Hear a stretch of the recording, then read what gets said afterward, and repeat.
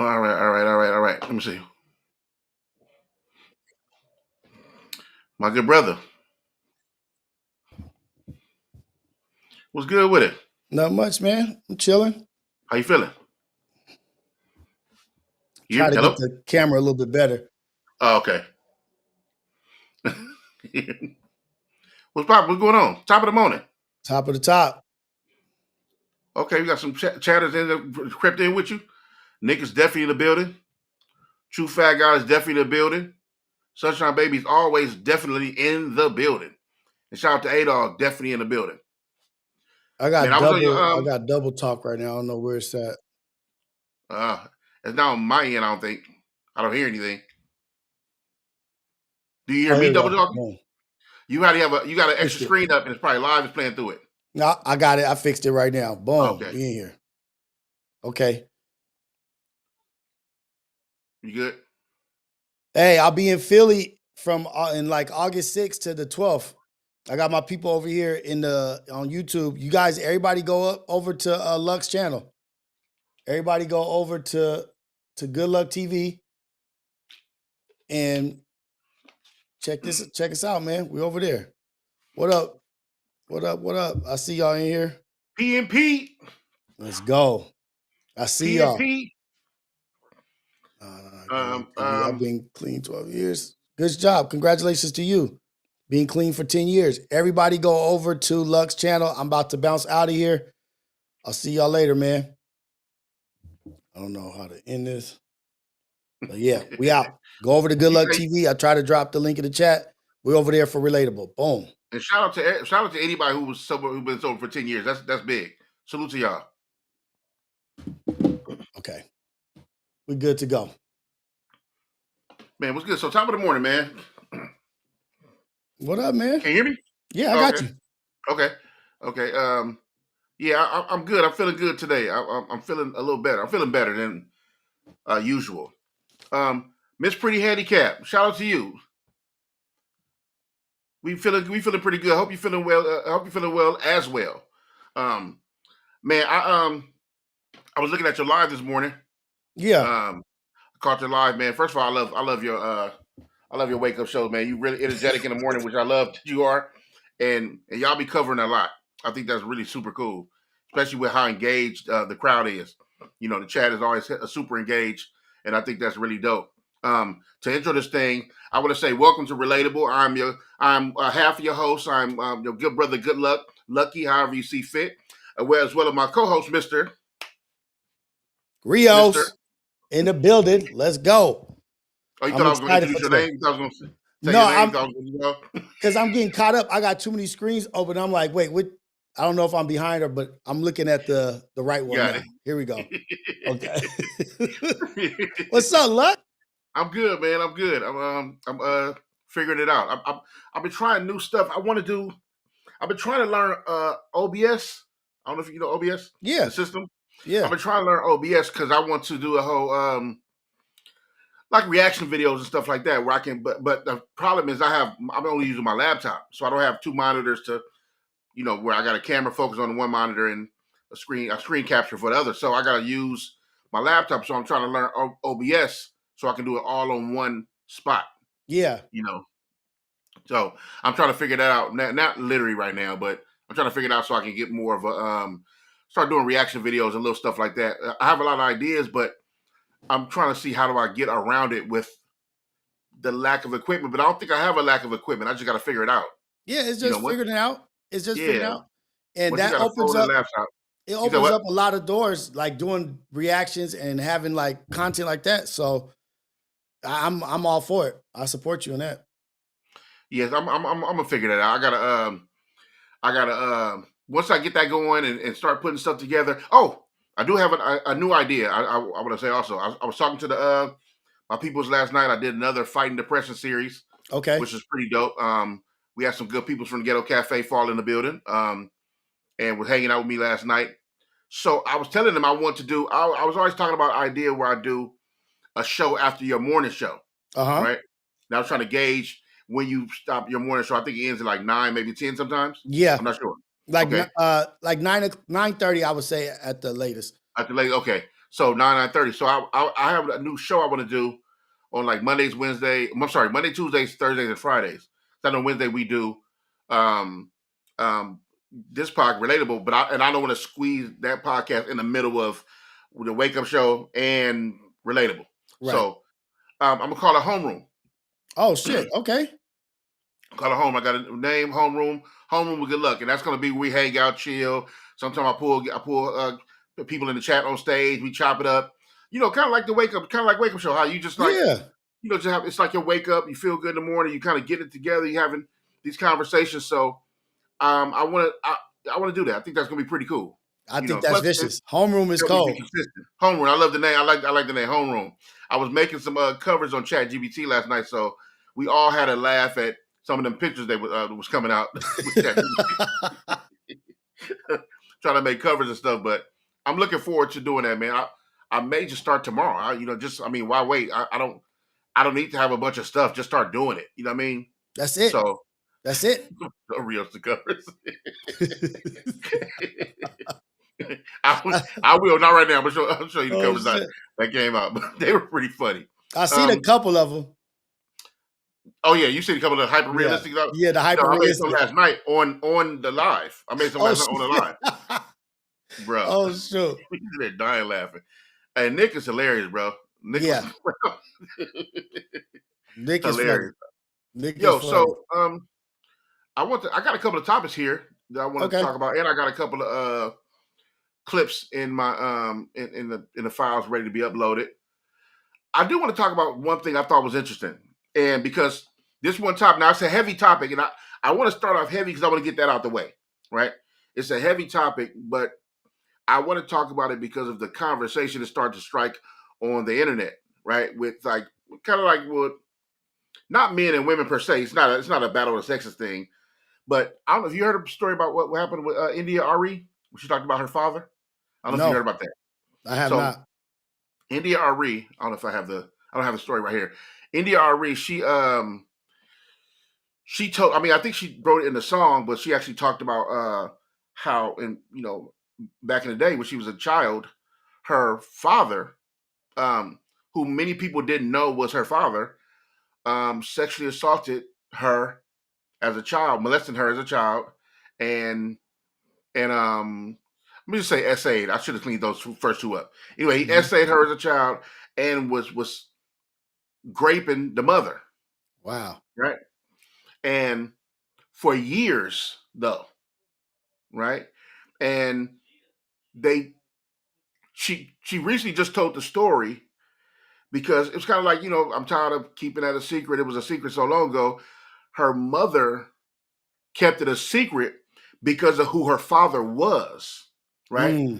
So her father, if you're like an very old school NBA guy, his name was Ralph Simpson. Okay. Is Ralph Simpson. I don't know if he Oh, yeah, one of the Twin Towers. Not Ralph Sampson from the Rockets. Oh, okay. Because people confuse that. I thought it also. And I don't want to, I know he probably got hit up crazy with that smooth little mix-up. Yeah. His name is Ralph Simpson. He played the ABA first, then moved to the NBA. A lot of people don't know him. That's a very old school player. But he was in the NBA, had a pretty good career very early on. And the mother didn't want to blow the spot up because, he was who he was. Yeah. Right? So she's dealing with a couple of things. There's the horrific trauma that causes already, right? He is somebody in the business, and maybe there's a fear of nobody gonna believe you, and also I'm gonna make this bigger than what it is. I'm already embarrassed. There's so many things to come. I can only sympathize with a great victim because I don't know what that's even like. Yeah. I don't want to even act like I understand that kind of pain and that kind of like trauma, but so that happened. And as horrific as that sounds, so India Arie just told the story about that. She was molested she was essayed as a kid, and her father would rape her mother. Right. So she talks about it. So the conversation shifted from like, man, that's horrible. I hate that I went to that. To they blamed the mother, not for the rape. Obviously, they blamed the mother because they say that the mother could have protected the daughter, but she stayed silent because of whatever they feel like. Some of them felt like it was selfish reasons because you don't want to blow the spot up, whatever, whatever. And some felt like I don't care what he had going on to protect my daughter. I'm about to blow the spot up, Right. right? So there's this battle of like, was she right or wrong? You know what I mean? And I was talking to my wife about that, and I'm like, it's kind of like I don't even know what my headspace will be. Now I'm not talking about if I'm that person, but even thinking about that, like I don't want to. I can't see myself blaming a mother for something that's so traumatizing. You don't know how you would react in that moment, right? Or throughout those years of doing whatever. It's easy to say, yes, you should have protected her daughter. Like all mothers should protect their daughters, right? In these scenarios we find ourselves in. But at the same time, like like how do you know where she even at? Yeah. Right? Mentally, and what about people are not talking about what about the fear there, right? What about the like, the essay was one part, how abusive was he outside of like essay? You know what I mean? Like, was it a fear there? Was he a monster in the house at home?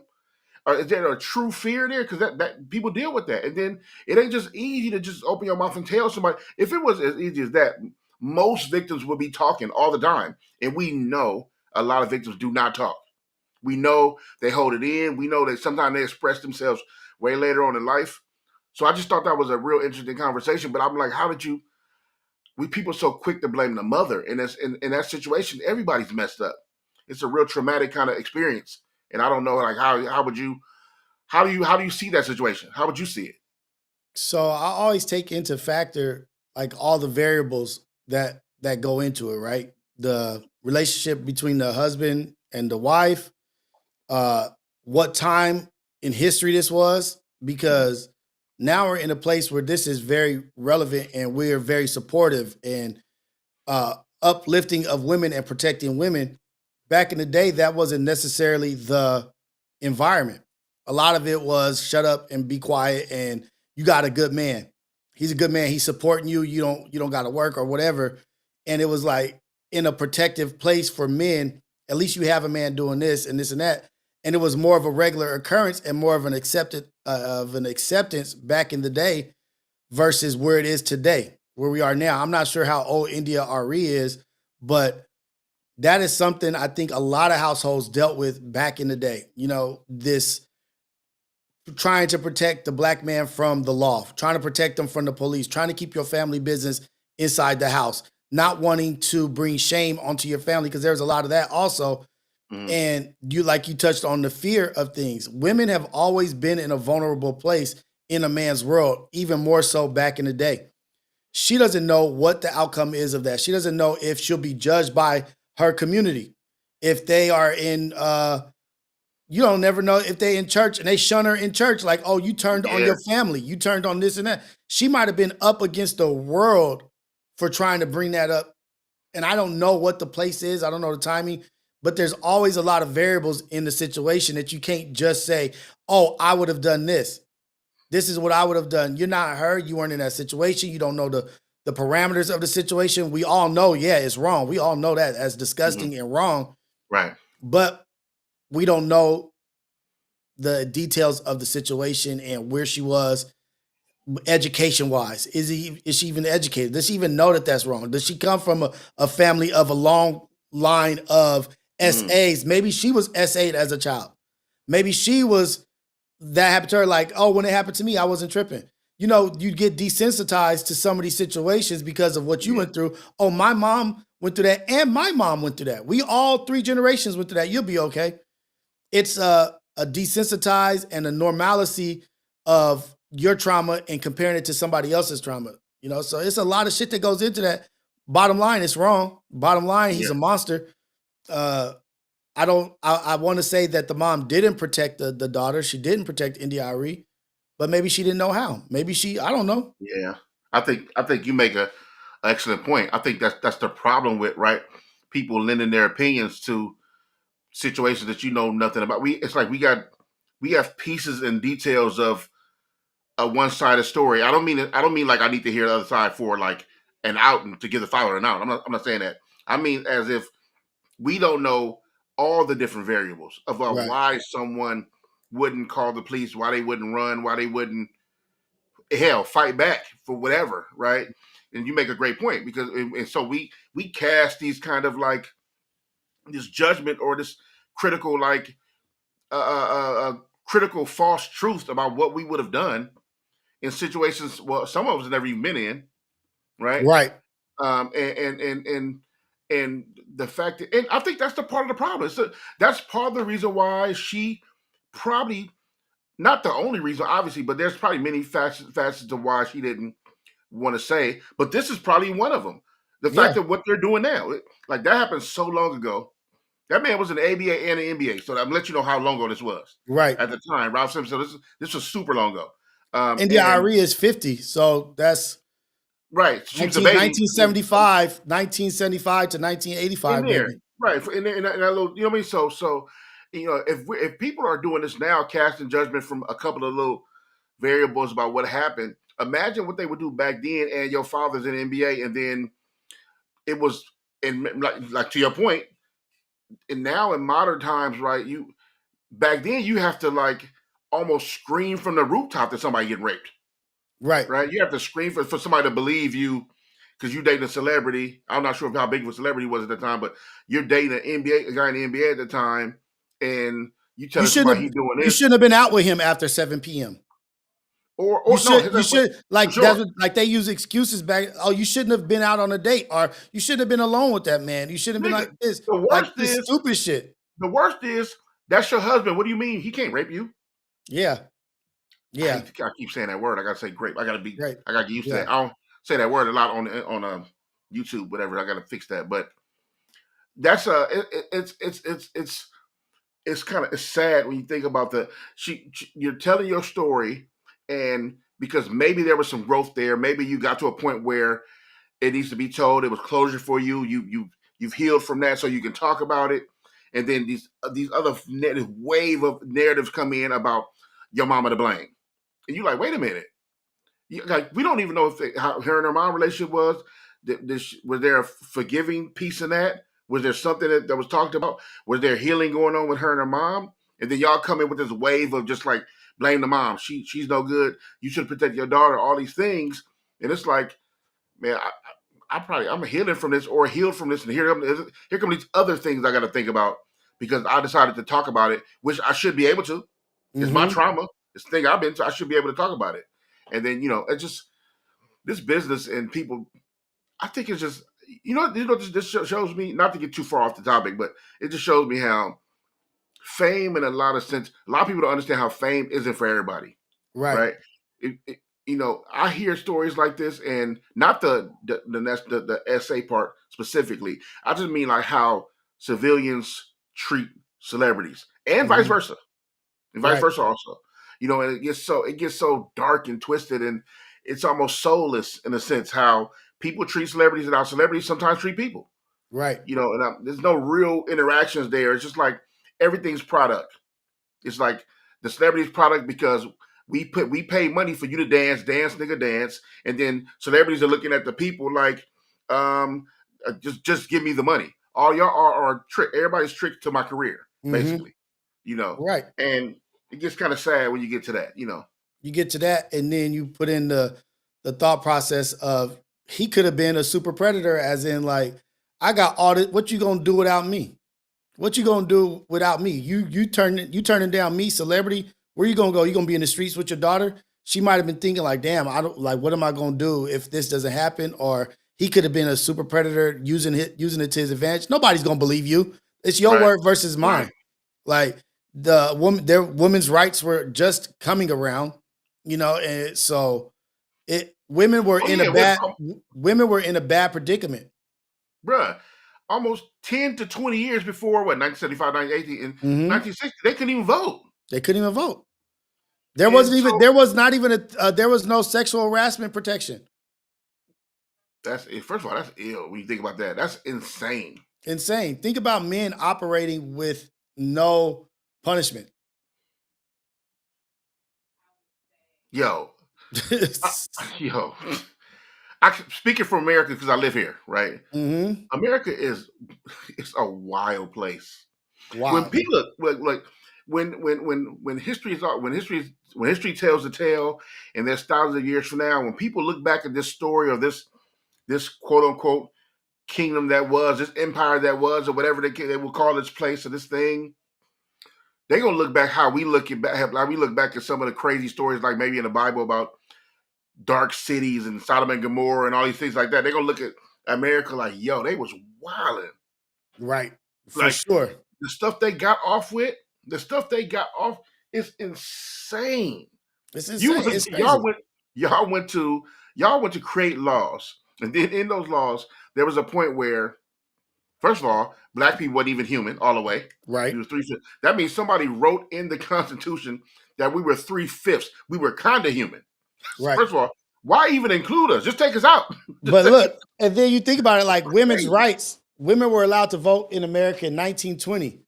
But that's probably just a few white women. We're not even talking about minorities, like black and Bro. Mexican, like Hispanic. Like that's probably just. And that may be specific areas too, because I think 1960 was when they officially could vote in America. Right. I'm not sure. You look at. I know you probably have stats in front. I'm looking it up right now. I'm like, when were women were granted women the right to vote was ratified August 18, 1920, and then August 26. But I think, because I don't even know when black men were allowed to vote. Yeah, that's a whole nother story. Therefore, it wasn't until the passage of the Voting Rights Act of 1965 that the promise of the 19th Amendment became a reality for most women of color, ensuring a more equal opportunity to vote. That's 1965. She was born in 1975. So for black women, yeah. Like, so they had no. So their own women couldn't vote until 1920. Their own women couldn't vote until 1920. And then black women had to wait later on. Right. Yo, wow. I hate to start so heavy, but I was just looking at the article, and I was like, yo, and I'm looking at the response. So really was, once you start to digest the article and try to deal with that, the horrors of what that was talking about, then you got to deal with the narrative of these people talking about. And you're like, yo, are y'all serious? Have we no heart? Right. We're born in sin, right? Yeah, and that sucks.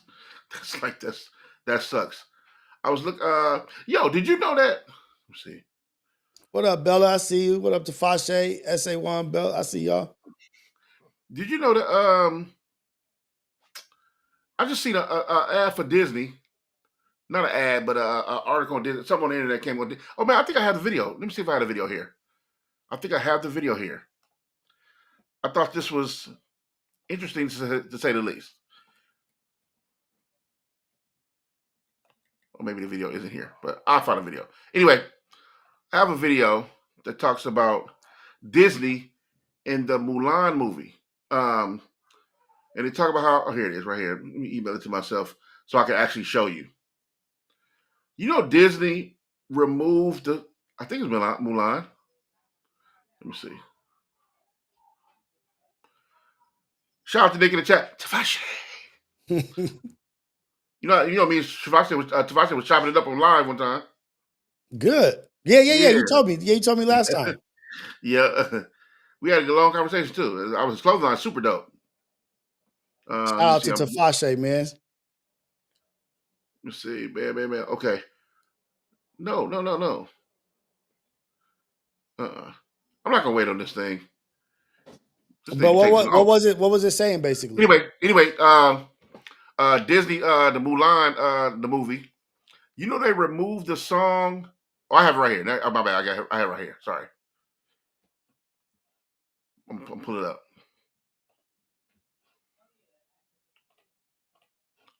Here we go. Check this out. Disney removes I'll Make a Man Out of You from Mulan. The entire song and scene has been cut from the animated movie on Disney+. This is because it promotes harmful gender stereotypes. Disney does not feel that the song is appropriate or inclusive in today's world. In fact, they're apologizing for including the song in the movie in the first place. According to an official statement, quote, "We are sorry for offending people with the song I'll Make a Man Out of You. We understand that it promotes harmful stereotypes and creates a hostile environment. We wish we could go back and prevent the song from ever existing, however, we cannot. The best we can do is remove it and learn from our past injustices," end quote. An internal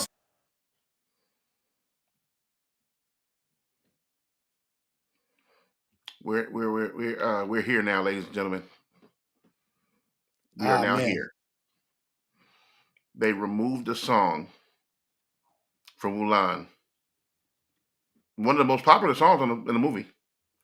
"I'll Make a Man Out of You," because it isn't inclusive. Ah.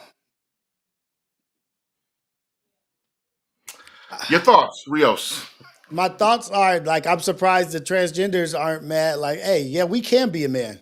You know what I mean? Like, I'm surprised they're not fighting. Like, what are you saying? That Like somebody did make a man out of me. yeah, exactly. You know what I mean? I was a woman, I turned into a man. Like, there's different sides of the argument.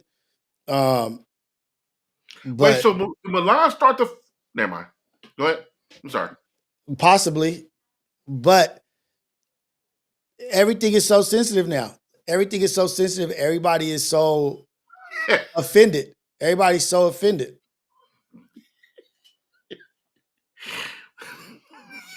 Like I'm like, what about the transgenders, man? That don't they have rights in this fight too? Where y'all at? That's absolutely insane.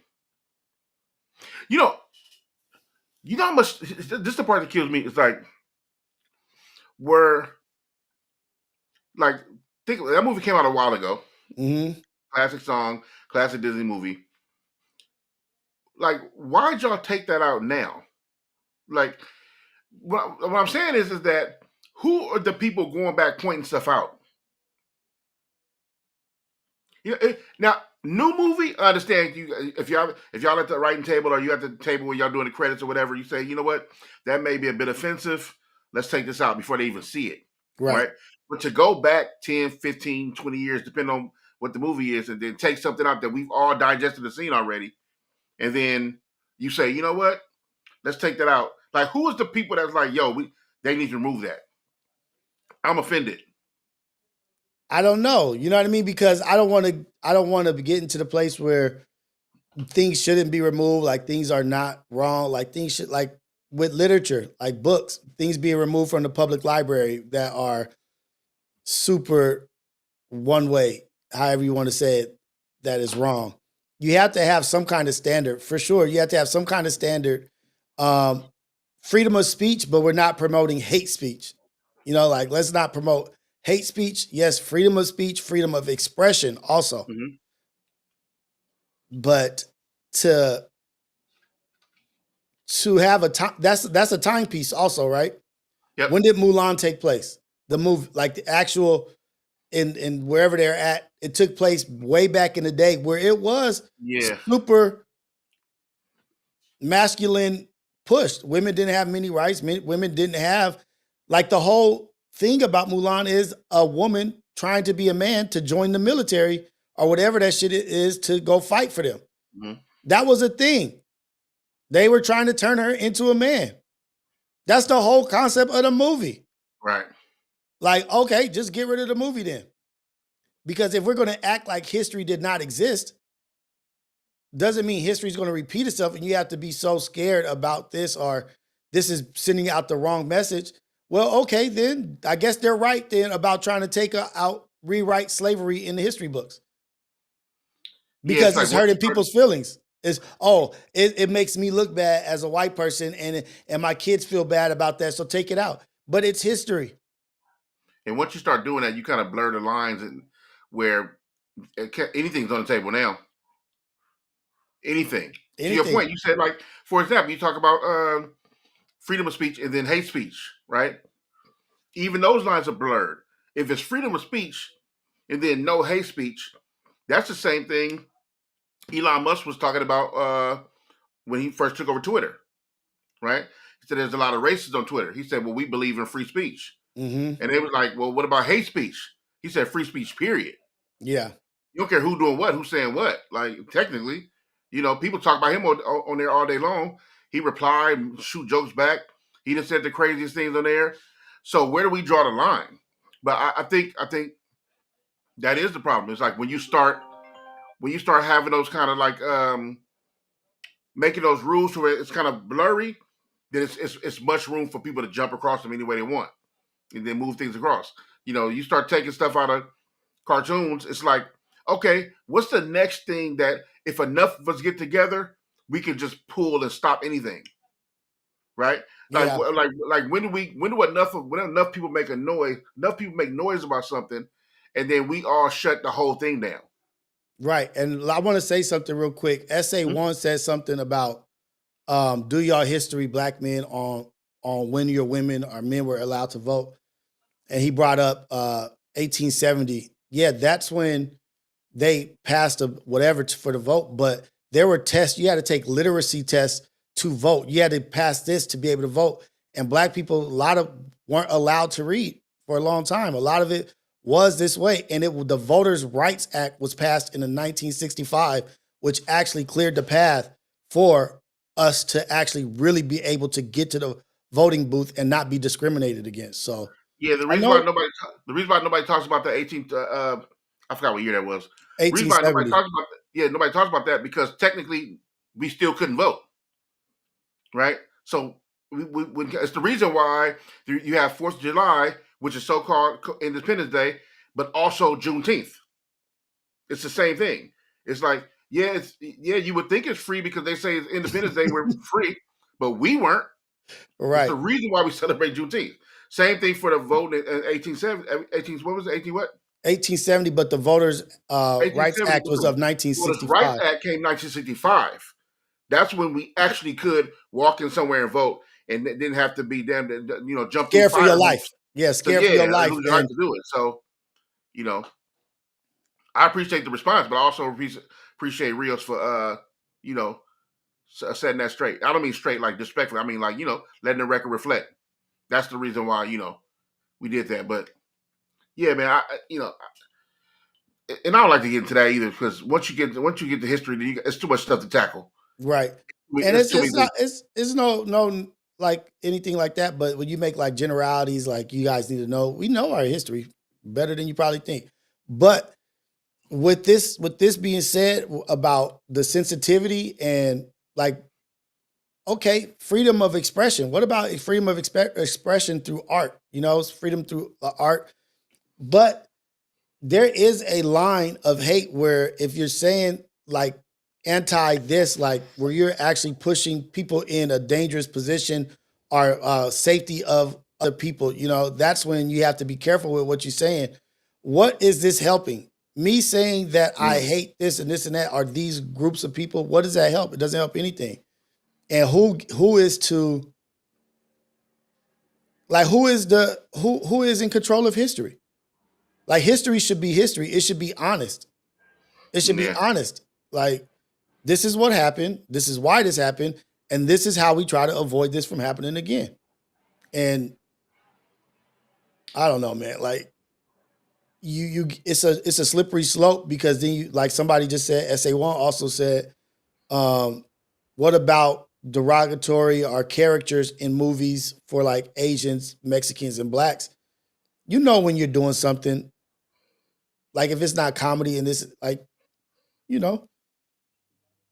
when it's beyond the pale. Yeah, and I'm talking about all these. And he also talked about how they took away Speedy Gonzalez and Slowpoke Rodriguez and Pepe Le Pew also, right? Which was French. Yeah, well, he was a wild boy. Pepe Le Pew was a wild boy, but so yeah, I'm talking about all of it though. I'm talking about all of it because look, here's the thing. I think some things are.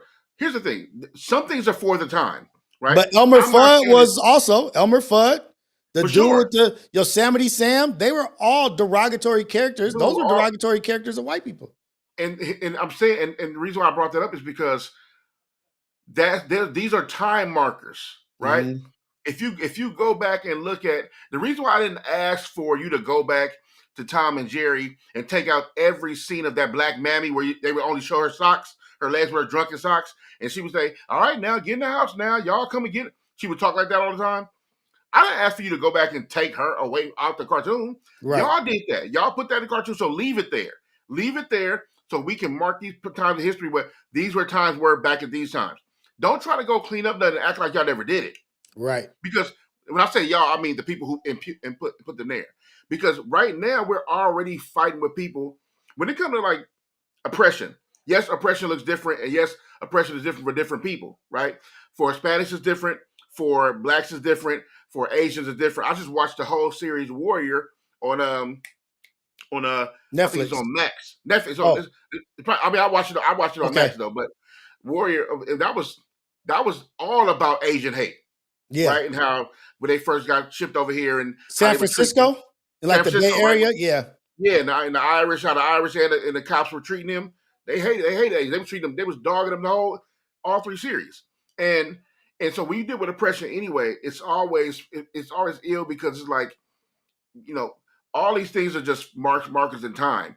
And if you remove it, and then try to look back, y'all act like it didn't happen now, right? They act like even when people talk about slavery, they say, "Oh, that was so long ago," because you're trying to not think about it. Or you trying to tell me my experience wasn't racism I went to? People are trying to tell you right now that the people going through it right now with ICE ain't really going through it. Like it ain't a big deal, or yeah, they need to go back. Right. People are ignoring their oppression right now, right? So imagine if they take these articles and they take things out of songs and they take things out the movie and remove it from history books, then tell you 50, 60 years from now, oh, that never happened. Right? Oh, that didn't happen. What Right. you mean? Where is it? I didn't see no. I don't. What you mean a colored water fountain? They didn't have. They had the same water fountain. No, they did not. Right. So it's the reason why we saying leave it there for time marker, but just don't keep doing it now as we move modern into the modern world, modern future. Act accordingly. Act accordingly. And you can't change what you did. You did that. And you don't want your kids to feel this of what you did. You're embarrassed. You have shame. But shame is good. For sure. Shame Yeah. is good. Sometimes somebody got to sit in that. Right. Yeah, you gotta sit in that. That's what y'all did. For the stuff they do. Let me see. Yo, are you listening to? Let me ask you, how you feel nowadays about? Well, two things I want to talk about. Okay. One, we talk about the second thing first. How are you feeling about rap music today? I know it's a big jump from what we were just talking about, but I need to. Yeah, like how I feel about rap music today. I feel about rap music the same way I feel about pretty much all of music right now. Like it's watered down. It's not the best artist. Mm-hmm. It's whoever has the most money. Whoever gets pushed the most. There's not a lot that I like in rap. You know what I mean? Outside of a few things, like I'm a big fan of TF.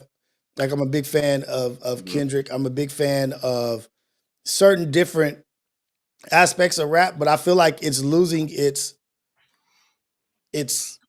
culture. I feel like it's losing its culture. You know what I mean? Like it doesn't have any value there in a lot of ways. And it's like it's sad to hear or listen to. Like it's the most wound inflicting kind of music ever. Mm-hmm. Like the celebration of poverty is ridiculous. Absolutely ridiculous. Like the celebration of poverty, ignorance, and self-hatred that's promoted is disgusting. And the fact that it is so heavily promoted and marketed is disgusting to me. Yeah. I'll be inclined to agree. I think that's why. It's funny. When I was younger, I didn't care nothing about none of that. You kind of just did all the things because you was young and this is the way it was going, and this is the life you live and the things you value today you didn't necessarily value in your younger years. But as I got older and you start really actually caring about how people are living, how you care about people, right? How you look at your people, and you start to look from that kind of point of view, you start to think like, it's like, Are you on live? Yeah. I don't know what he said. Oh, so, it's kind of like, I'm sorry, my wife's talking to me. It's all good. Okay. Yeah, it's just kind of like the things you value changes, right? So now I look at it now and I'm like, man, what can I get from it? This thing I love for so long, what can I get from it to feed me the way I need to be fed? You know what I mean? Because I changed, right? But I have a feeling, not have a feeling, but in a lot of ways, the music that I came up with stopped growing. Mm-hmm. I think that's the best way to explain it, because I've gotten older and I like different things. I'm married. I'm out the way. I don't have a bunch of girls nowhere. I don't be out doing drugs no more. I don't go partying as much no more. So where's the thing that's for me? Right. And then also another thing with rappers, and not even just rappers, the people and rappers, we are the one genre where y'all put an age limit on. Right. Mm-hmm. Y'all start to clown us if somebody's 40 and up who do the music. So now the person who would talk with the mind frame of the things that I like, that value the same things he can't rap because y'all say he too old to be rapping. Well, this is an art form that they have moved to, not respecting intelligence, not respecting wisdom, not respecting the productive move on in life and level up. Doesn't respect that. So Right. how do we get here is because we're promoting dumb shit. We're promoting low level, low vibration, low energy shit. And to be a rapper back in the day, you had to be intelligent. You had to put words together. You had to put together a thoughtful song, a thoughtful hook, a thoughtful 16 that made sense, that tied into the song. Now you don't have to have any kind of intelligence. You can write 7 words, and as long as the beat is good, it's cool. And that's just gonna go. It don't have to take no mental fortitude to make the songs that they make now. And so what I'm trying to say is a lot of mentally ill and mentally unstable, emotionally unstable people are making music, and our kids are emulating people that are slow. Our kids are looking up to people that have mental disabilities, that are uneducated, as if they are the standard. So the standard has dropped because ignorant people are in control. And what's the best way to control the masses is through music. What's the best way to dumb down a people? Through music. What's the most powerful thing to control people? Music. Everybody wants to be hip hop. Everybody wants to be rap. All cultures. Let's dumb that shit down and show them how ignorant they are, and we can make money off this. And they self-hatred and all this stupid shit. Like, it's horrible. It's horrible. Yeah, and when you see, that's the thing is, it's like I know all these things you just said, and still when you hear it back, it's so hard to swallow. Pause. You know what I mean? It's just like, yo, like it's literally like you literally that's it, to the point, straight up and down. That's literally what it is. It's like we're watching people act dumb, and then they're raising our kids, and our kids are thinking, well, that's how you're supposed to sound. You're supposed to sound ineligible in music. When somebody told me, that's y'all only care about lyrics. Nobody listens to lyrics no more. I'm like, oh, y'all gone. Oh, y'all out of here, right? And it made me think like, oh, I'm the idiot because I'm arguing with you. Mm-hmm. Not arguing, but I'm having this discussion with you. And I thought we could have an intelligent discussion back and forth about good music, period. Because here's the thing, me being 45 I should be able to have a conversation with somebody who's 20, because music should be timeless. Right. Right. So you should be able to say who you like and what you like about this artist, and I should be able to say what I like and what I like about my artist. And then instead of us saying that's trash and that's trash because of whatever reason, right? But the music hasn't been taken care of. Man, you'll find, and I hate to bring this up, but you'll find like Rolling Stones still going. I think they're on the last tour right now. They still going tour. All the niggas in their 60s and 70s. Right. Playing old their songs. hands and feet still work. Meaning they can still play the drums and still play the guitar. Voice still work, meaning he can still sing. Why, when I hit 40 or 45 and I'm Hove and I make a 444 album, y'all don't respect it. You say ain't nobody trying to hear that. When a cat like me, I'm listening, I'm like, I want to hear it. It was dope to me. And what would he look like being 50 years old? Look, when Hove said, we talk about the money phone, he said, that ain't money to us. I forgot what song he rapped in. They got mad at him. Yeah. They got mad at Hove. Hove is a 50-year-old, almost a billionaire at the time when he said that. Yeah, but I So who, think I think where we come into a little bit of trouble is the new albums trying to connect with the youth. That's not going to happen. If you're going to that's make the a new problem. album, Yes. you need to connect to your longtime fans who are fans of you. Yeah. Not you trying to placate to a generation that don't even respect you or want to listen to you. Go ahead and do a Streets is Watching tour. Go ahead and do your, like the Rolling Stones and all them. They doing old songs. They doing old albums. They playing their old shit. Go ahead and do Streets is Watching. Go ahead and do Reasonable Doubt. Well, he is But though. is he to your point? or is he doing like new, like you said, 44? No, Are you four for doing? four. What I'm saying is to your point. To your point, Hove is doing when he do a show like some, Hove would do like a crazy, like a one night only Apollo theater, like a thing like that. It's all the classics. Yeah. If you do 444, some of the music from there, it's all adult music. You talk about buying properties in what that folk out area in Dumbo, buying properties in Dumbo in New York and putting money on the stock market and invest in your portfolio. He's talking about grown shit you would be talking about at that age. So that's fine. Do that, right? I have a problem with somebody like I'm just bringing up a name. I can't, I'm trying to, I can't do it without the name, right? Yeah. So I have a problem with somebody like a Jim Jones dressing like he 20 something. Right? You still look like the Von Dutch, Jim Jones. Are you still on the block doing work? Yeah, bro. You look crazy. He tried to compare himself to Nas. I don't know why you tried to do that. That was crazy, absolutely crazy. And but also here's the thing. This is why I have you bring up a great point. This is why I have a content with COE, right? I have a problem with content over everything, right?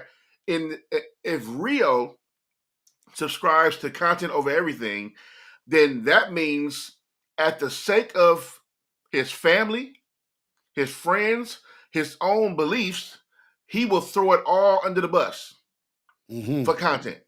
Right. If it's content over everything, no matter how you sound, no matter what you make your family look like, no matter how much you set yourself back or how ignorant you sound, you just trying to get the views and the followers, right?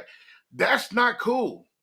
Jim Jones admitted that he was doing that. He's working the algorithm, right?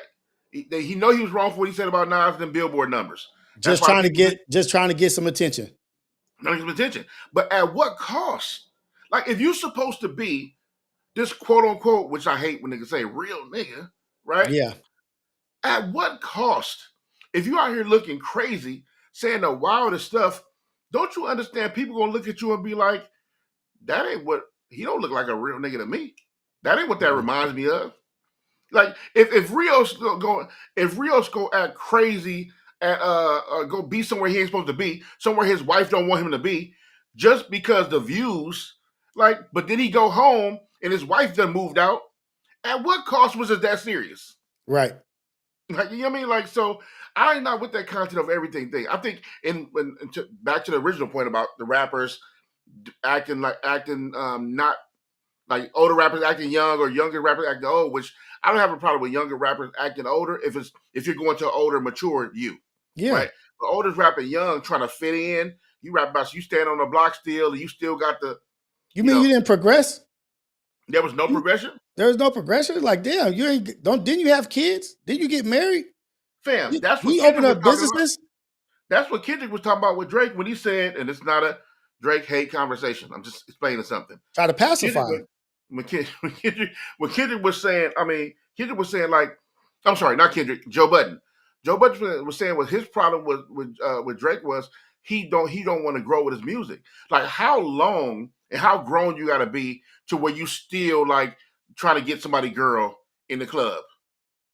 Like, fam, Drake is almost what 40 something years old. How old is Drake? He about 40, right? I don't know. Maybe he's about 40, almost 40, maybe. I think.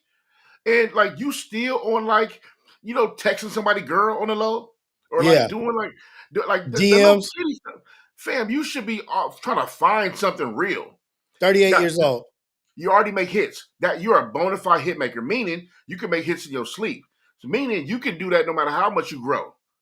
But you want to digress and go backwards to appease to a sexy red crowd. That's why you keep hanging out with them, Right. the sexy reds and the lottos and all that. Because I'm like, why are you doing that? Why are you making music for, So it don't allow you to grow. So basically, my point is, I feel like I've outgrown the music I've grown up to love. Thank God for Kendrick. Thank God that for new Clips Energy, a new album I'm hearing, and I'm loving the song that I've been hearing with that. Thank God for TF and 211, especially when they get together, because they remind me of like a West Coast Griselda. When they get together, dumb hard. Crazy. Thank God for Griselda. I love Griselda, what they doing. Like, so there's people doing dope music and dope hip hop, but is it enough? I ask you this: how many rappers can actually hold this up before we actually say, "Damn, hip hop is dead now. It's dead."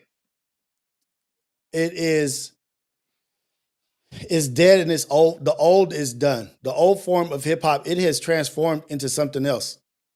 It has transformed into something else. Like, what was the standard for hip hop or what was the standard for rap is not the same anymore. Like, they can't do what they used to be able to do back in the day. I'm telling you right now, I'm not even joking. I think I could write a rap better than some rappers out there right now. And I'm not a rapper. I think Right. I could write some more impactful shit, or just there's people out there right now that are better rappers than who's out there, but they're not willing to be goddamn fools. They're not willing to be up over here hitting shit and walking around like you got issues and be all drugged up. It is quality people out there. I think the skill level has dropped so low, and the demand for actual talent has dropped so low that anything goes now. Anything goes. Right.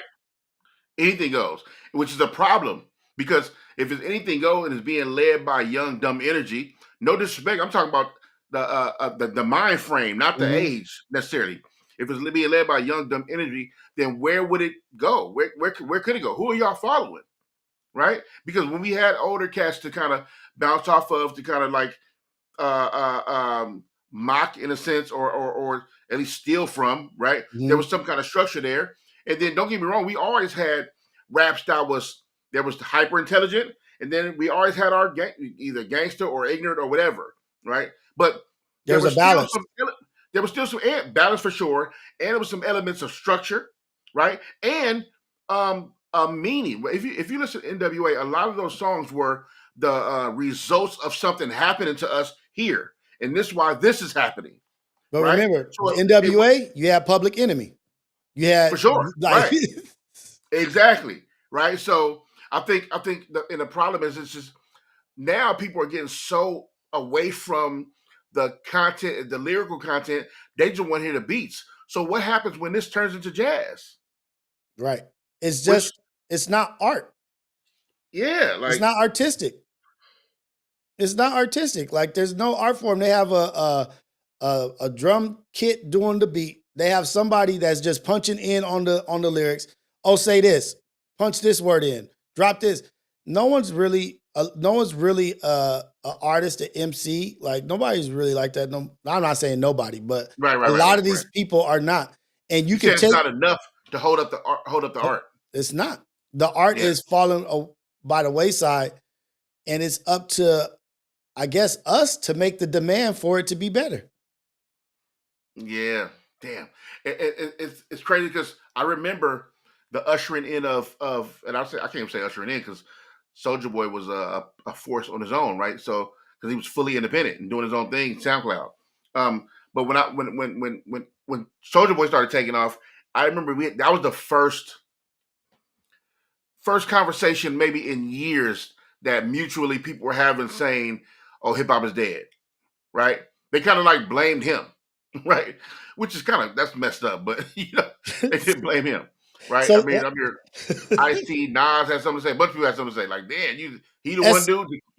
SA1 loves Tupac, right? Like, he loves Tupac. He's uh, like his greatest artist, rightfully so, right?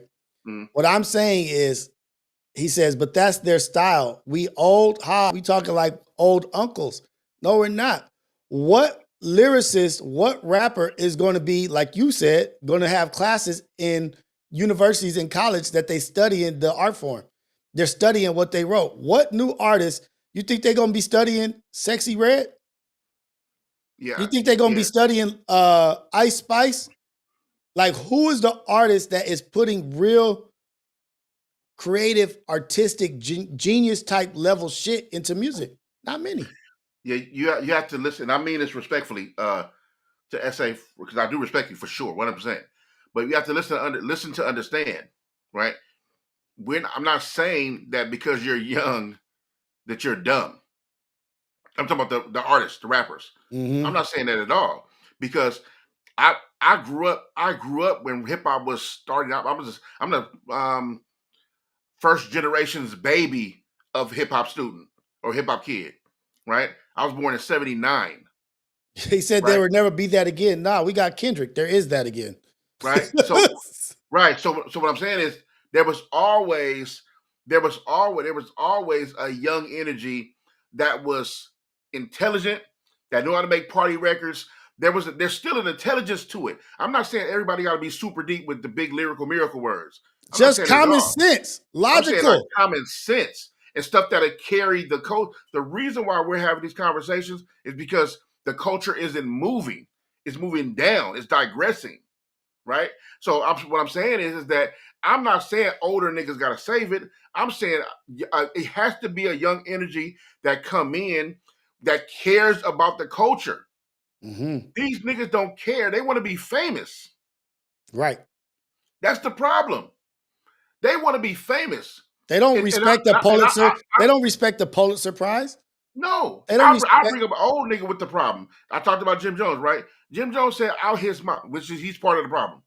And he's older. So to let you know I'm not getting on young dudes. I'm talking to a specific type of person. Jim Jones said, man, I'm just trying to get to the bag. That's all I care about. Right. That means you'll do anything for the money. Anything for the bag. Even make yourself look stupid. You know what I'm saying?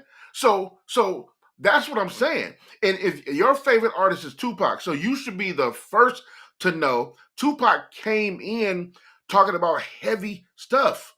When you heard Brenda's Got a Baby, this wasn't your average young kid. He was a teen when he wrote Brenda's Got a Baby. Right. That was a movie. Right? So you could be young and care about the art and put together something dope. That's all we saying. And what we're saying is it's a lack of nowadays. Hard to find it. You don't even see it. Right?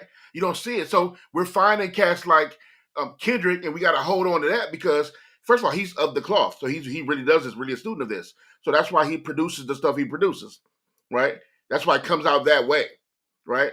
The clips of them are somebody that of the cloth.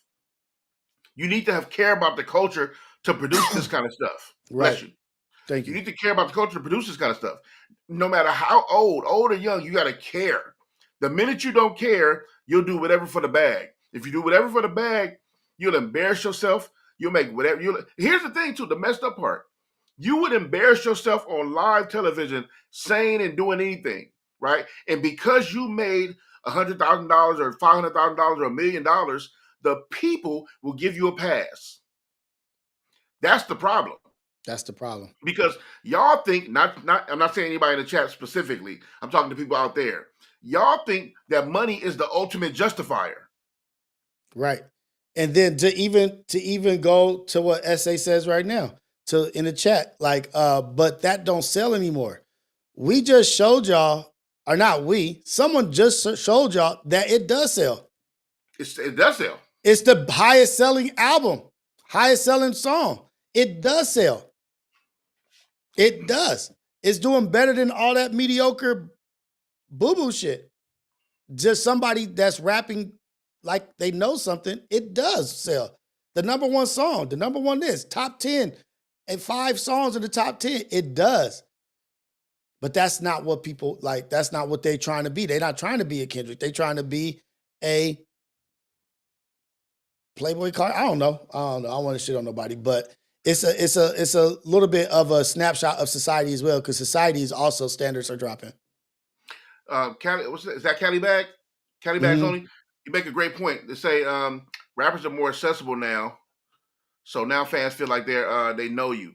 And if people knew Tupac was an actor, they look at him like Drake in 2025. Well, I knew he was an actor, and I didn't look at him like that. But also, I knew what was up. I knew Pac in real life. But here's the cool thing about Pac, though.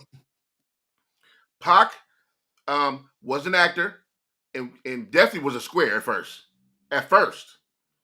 But that all changed. And he was he definitely didn't go out no square and didn't go out no sucker. And yes, he was an actor, but he was a damn near a born actor. He was built for that, right? But also, he wasn't no mark at the end of it all. He was not that. Whatever he took on or whatever he took on, whatever he put on, whatever, he was one of them. So, but to your point, yes, you were right about how rappers are too accessible now. You know, it's like once social media came into play, if somebody get to see Rios every day, right? Like now, see you every day, talk to you every day. They met your family, they know your kids, and so they feel like they know you, right? So the mystery is gone, right? Now, not only is the mystery gone, they feel like they can be entitled to your life and what you have going on in it, right? Meaning, I can pass judgment because depending on how long you're gonna do this, right? We can easily look up 5 years from now and be like, my nigga, I know you better than I know some people I know in real life because we together every morning, basically. Somebody made a good point about that. I'm really crossing. I'm using the same example though. One of my little homies said he was talking about DDG, getting into it with Haley Bailey and all the stuff with his son. He said, "Man, you know why I don't believe that case? Or I don't believe her, whatever." I said, "Why? You don't even know neither one of them. What is there not to believe?" He said, "My nigga," he said, "I've been watching DDG on live stream for almost 10 years. We're talking about a consistent streamer, right? Like, whether it's every day or like you might miss a day or two. Yeah, But we're talking about a consistent streamer for 10 years, anywhere from like 5 to 8 hour streams and longer. When you do 24-hour shoots, 72-hour streams, right? Ain't no way in hell you could hide Halo. You can hide Halo from us, and we see you every day for hours." He said, "I watched that baby be on stream. I watched him pick that baby up. I watched him play with the baby. I watched him do." So he said, "I'm not believing none of that because I've been seeing him every day for hours." Look, think about it. Every day you wake up, your kids go to school in the morning. They get home about 3 or 4 o'clock, maybe, right? Mm-hmm. And then they're in bed by what? 9:30. 9:30. So there's what, maybe 6 hours in between that. Yeah. That's how much you see your kids a day. Mm-hmm. Imagine watching him on live for the same amount of time, 8 to 10 hours a day. Right. You see him more than you see your own kids. Exactly. So you gonna tell me I don't know him because he on live stream? Nigga, I see majority of him than somebody who live with him. Right. And so I'm not saying it's true, and I'm not dying on that hill because that's not my truth. What I'm saying is it's a good point. When you talk about how much people are, getting back to the original point about if there's no mystery no more. People are too accessible. Back to Cali Bag's point. People are so accessible, there's no mystery. So people feel like they know you. And they pass judgment on you. They can hate on you. They can speak on your wife, speak on your kids. Hell, somebody might see your wife out, not you specifically, I hope this never happens, but somebody might see your wife out and feel like they can say something to you because they talk to you, say something to her, because they on your live every morning. Right. It's happened. Hey, what's up? Yeah, I'm in your husband chat every morning. What's going on? How you? And your wife is uncomfortable. She's like, who is this nigga? Mm-hmm. You feel what I'm saying? Yeah. You know, and so that's a huge thing that people are doing nowadays. And with the rap thing, it's the same thing. These people, the reason why Jay-Z showing up somewhere is still a big deal because you don't see Jay-Z every day. Right. Kendrick as well. If he show up somewhere, it's a thing. Right. If Jay-Z showed up anywhere, it must be the thing of the year. Right. Because he ain't popping out nowhere.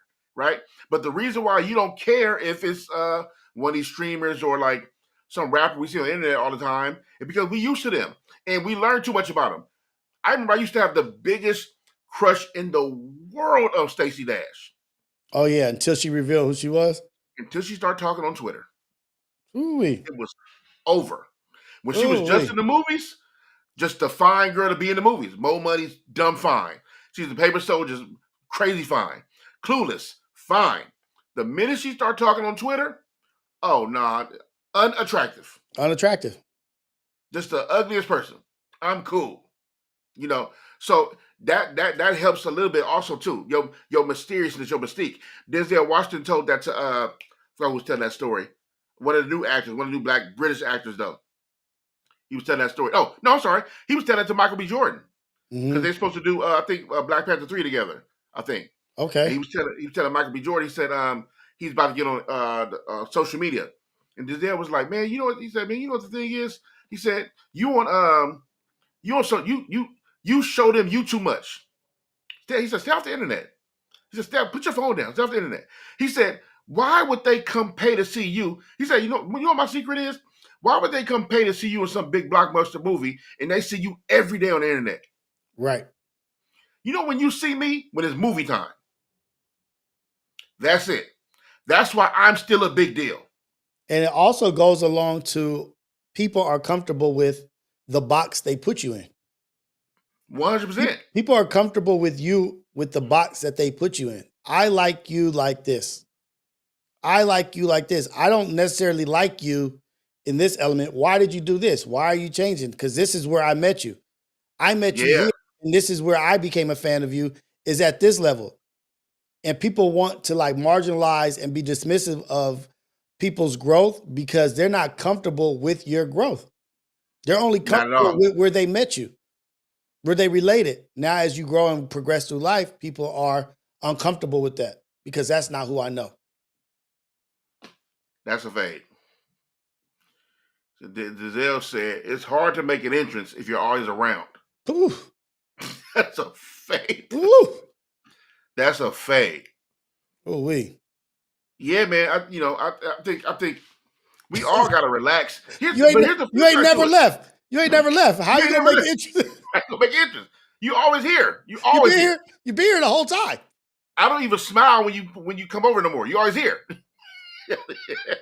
Hey, you ain't went home yet. Damn. Yeah.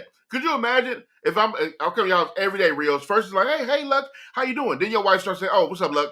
Yeah, he in there. Because she see me too much. You know you know where he at. He in the living room. He in there. He in there. Eventually you're gonna be like, yeah, nigga, he in there. Man. Oh, hey, speaking of old school, speaking of how it used to be back in the days, also, we talked about that earlier. Bruh, I've seen this 80s commercial. I think it's a commercial. I can't believe this is the real thing. I have to show you. I have to show you this. Dude. Oh my God. I can't believe this is a real thing. I want the big screen. I'm not sure it on big screen. Let me see. I'm gonna play this real quick. Really? Today. Let me pause it because I gotta try to get the. Is this the right screen with me and you little? No, I need me and you there to be goes. little. It came up. Oh wait. No, but me and you. I want me and you to be little, and then that be the big screen. Oh, okay. Oh no.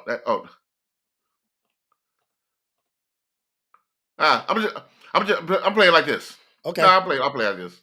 That's cool, right here. Yeah. Okay, I'll play it like this. Really? Today, being retarded means leading a full life. Retarded people go to work or school just like their neighbors and come back to a real home, a supervised home, right in the neighborhood where they belong. Being retarded never stopped anyone from being a good neighbor. I told you. What is going on? I told you. You tried to argue with me about that. That was the medical term. That's what they called them. I didn't try to argue with you. I said we not supposed to be saying it today. Yes, but you were saying like they don't say that they don't call them that. That was like a derogatory term. Always. No. Now it is. Oh, okay, yeah. Back in the day, that was their title. That was their title is wild. It was their title. And that commercial was much needed because guess what? For a while, at that time, they didn't think they didn't think Down syndrome people could to navigate life on their own. Oh Like- yeah, for sure. Like Yeah. my cousin, he went to college and got his degree, but before that, they thought that they couldn't even be anything or do stuff or work or you know what I mean? Like they were super marginalized. Down syndrome Yeah. people, they were.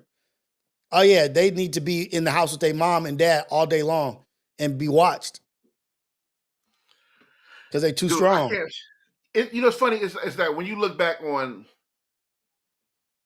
you look back on, like I think it's funny that we're all, even right now, we're all just trying to figure life out. Bro, that was in the 80s, bro. That wasn't too long ago. And we realized how something shouldn't be. So it changed. Right? You ever look at I love the show Pawn Stars, right? You ever watch Pawn Stars? Yeah. And you ever see somebody bring in like old dentist material or old doctor tools? Mm-hmm. And you look at those tools, you see how horrifying they look. You like, wait, what did they use this on? Like, it looks like some big old saw that some dentist used. You like, wait a minute, what? We use this on women. Like, And you like, what? What? Wait. Yeah. We use that on women. What?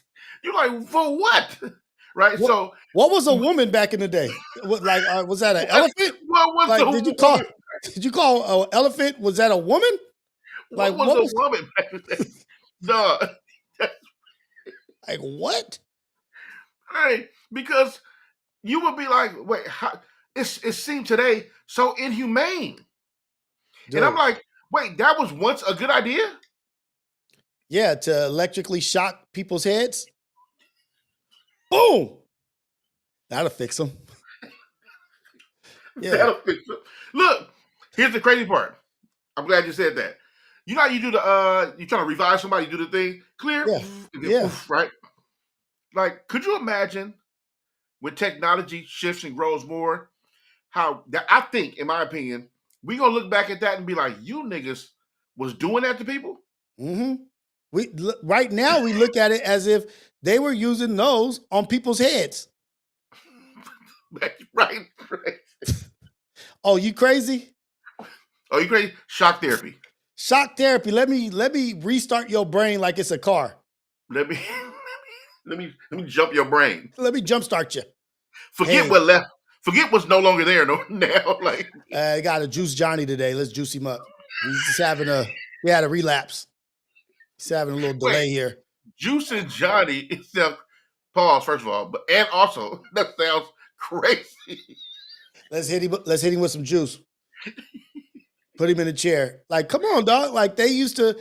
The shit that was done back in the day is crazy. Like, just in some of the interviews. Like, I forget the dude who was like James Bond was like, yeah, I would slap my woman up every now and again, but only when she was doing something dumb. Like, wait, did that fix it? Oh, that didn't fix it. He said it on it was a national TV or something like that. Yeah, only when she was doing something dumb. Like, wait, that doesn't make that better. Like, not at all. But that was the element of, like, this is the evolution of the human species. You know, we evolving. And Rick James when he was saying stuff, or no, Ike was saying shit about Tina, like the stuff that they was talking about. Like, man, come on. We progressed a lot, but I just think we're at a point in time now where we're like going backwards a little bit. Right. Dude, and so it's crazy, it's scary because with technology, you think we're going forward, right? But then technology is just making us dumber. People be like, "Oh, we're smarter. We're so much smarter. Look at technology." Oh no, the people that invented that are smarter. Nigga, you don't even know how a TV works. Right. The TV was invented. Dude, there's a joke. I wish I could find that clip. The dude going back in time, trying to explain how things work. Yeah, he's like, there's telephones. He's like, I would be the biggest waste to go back in time. Right. Yeah. I wouldn't be able to teach nobody anything. You see that clip? I won't be able to fix anything. Well, there's a thing where we get on the phone and you talk to somebody over here. How do they do it?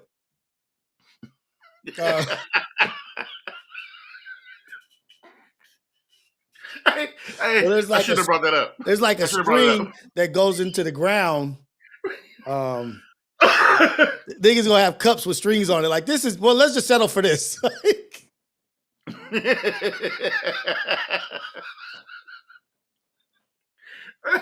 Hey, Oh shoot. that was too funny though. Hey, but you know what? We did talk about like rappers like staying true to themselves and like staying like progressing. I wanted to give a big shout out to Will Smith. Like he's still doing his thing.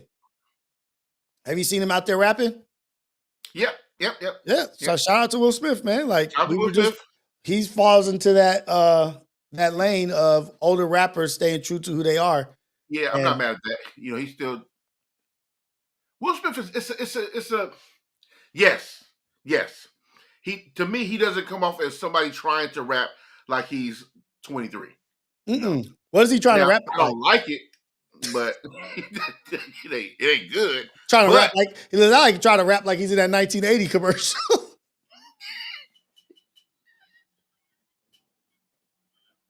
They too can rap. They too can rap. They are rappers in society. They too can rap. They can come home and rap and record songs. But wait, why did they have? Why is that? I guess have we always been stupid, America? Yeah, always. That commercial was like, see. Think about the first guy who jumped out of a plane with a parachute. Oh shoot! Do you know how whack that parachute was for as somebody to be like, yeah. Rest in peace. Dude, no. That one clip. Can you imagine? The first person was like, wait, in this bag, there's a thing that deploys. You want me to jump out this plane? Yeah, we made it out of cloth. Made out of cloth. I think I've seen it, man. I think I've seen it. I think I've seen the first dude who made a parachute. I did see it. You didn't. Oh man, I gotta find it. It was in Paris. It was on Faces of Death. Dude, Faces of Death was wild. Why are we watching that as kids?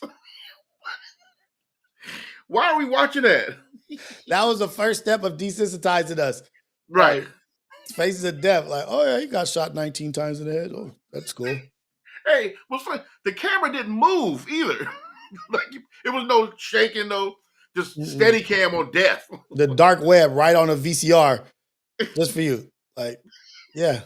What do you watch, my dad? What are you guys watching, 13-year-olds? Oh, Faces of Death. Like, cool. All right. It ain't corn, is it? It's not corn. Not corn? No, that's not corn. No naked people. There's people getting shot up and beheaded. Oh, okay, cool. I'll see y'all later.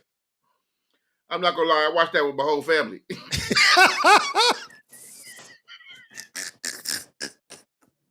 And then, hey, we wonder why we be messed up. Why are we so messed up? Oh, well, you only seen 32 people be electrocuted. Like, I watch a hanging of a 16-year-old boy. Like, what? Are the mishaps of magicians. Like,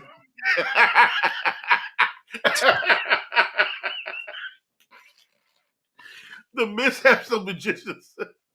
It's like, hilarious, though. Yeah, this is his final performance. This is such and such. Pay closely attention to the spikes on this as they. Hey, have you seen where's the clip at?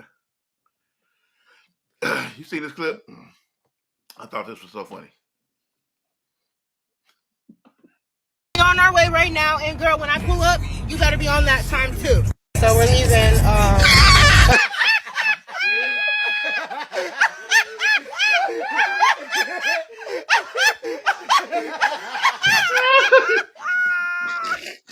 Oh shit! Oh, I didn't see it. One more time, dog. One more time, large screen. Oh my God! So we on our way right now, and girl, when I pull up, you gotta be on that time too. So we're leaving. It's a whole different energy. A whole different energy. She ran into. It looked like she ran into Sharkeisha. Yeah, man, leave people alone, man. Let people mind their own sense, man. Mind their own business. That Yes, ain't A cool. 1,000 Ways to Die. I remember that show too. 1,000 Ways to Die. Yep. Insane. Yeah. Faces of Death, fam. I forgot about that. That was horrible. Horrible. It was a horrible thing for kids to watch. Dude, I watched, let's let you know how traumatized I was. I watched a kid get shot in the face with an AK. What's the like firing squad. Mm-hmm. Yep. And they slowed it down. Why would you need to slow it down? Yeah. Oh, y'all didn't see that? Look, this is where you need to watch. Watch this removed from the skull. What?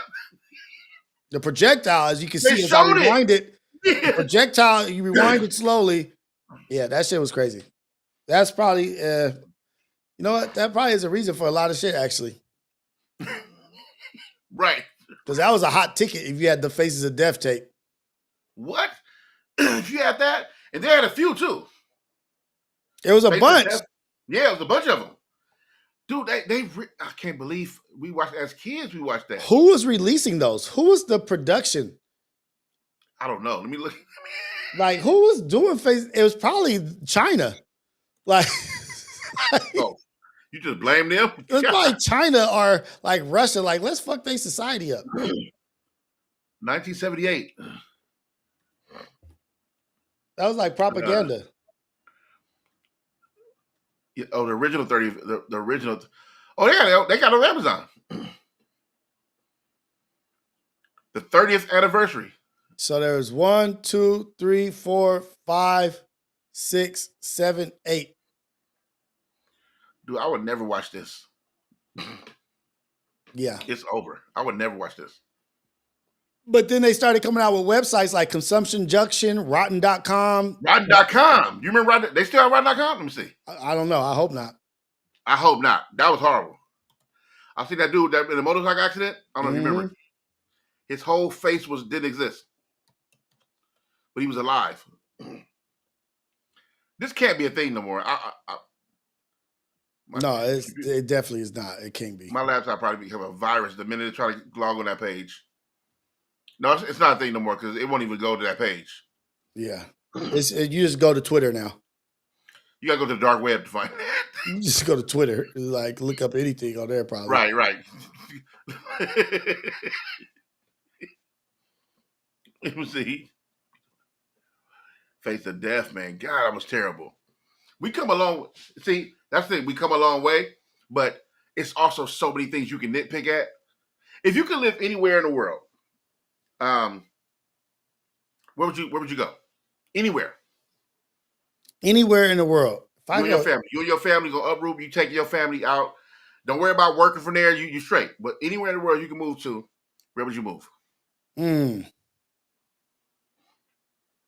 Yeah, that's a good question. Anywhere in the world. It would be in America. I could just move my family to I don't know, man. Like maybe. Oh, you would stay in America? Yeah. Okay. Yeah. I would stay in America. But I don't know where I would go. I would have to, whatever's like a safe place, you know what I mean? One of the safest places, a lot of land where I can have tanks and missiles. Oh, shoot. No, I'm I'm like, okay. There's no better place to hear, you know what I mean? Like, but I wouldn't be like, oh yeah, I'm moving to Africa or I'm moving to Jamaica. Like, no, I know what is here. I'm used to it. I can navigate America very well. Yeah, I think I'll move to Portugal. Portugal? Me and my wife, I think we go to Portugal. Why Portugal? I always do a research on like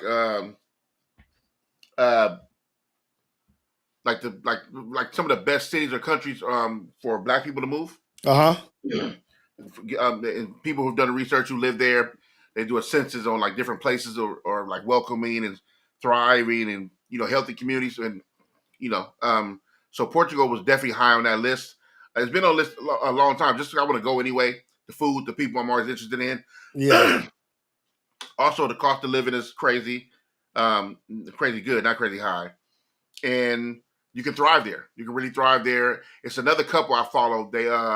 They moved their whole family to. They do stocks and real estate now, but they moved their whole family to Portugal. I learned a lot from them watching that channel. So I would definitely move to Portugal.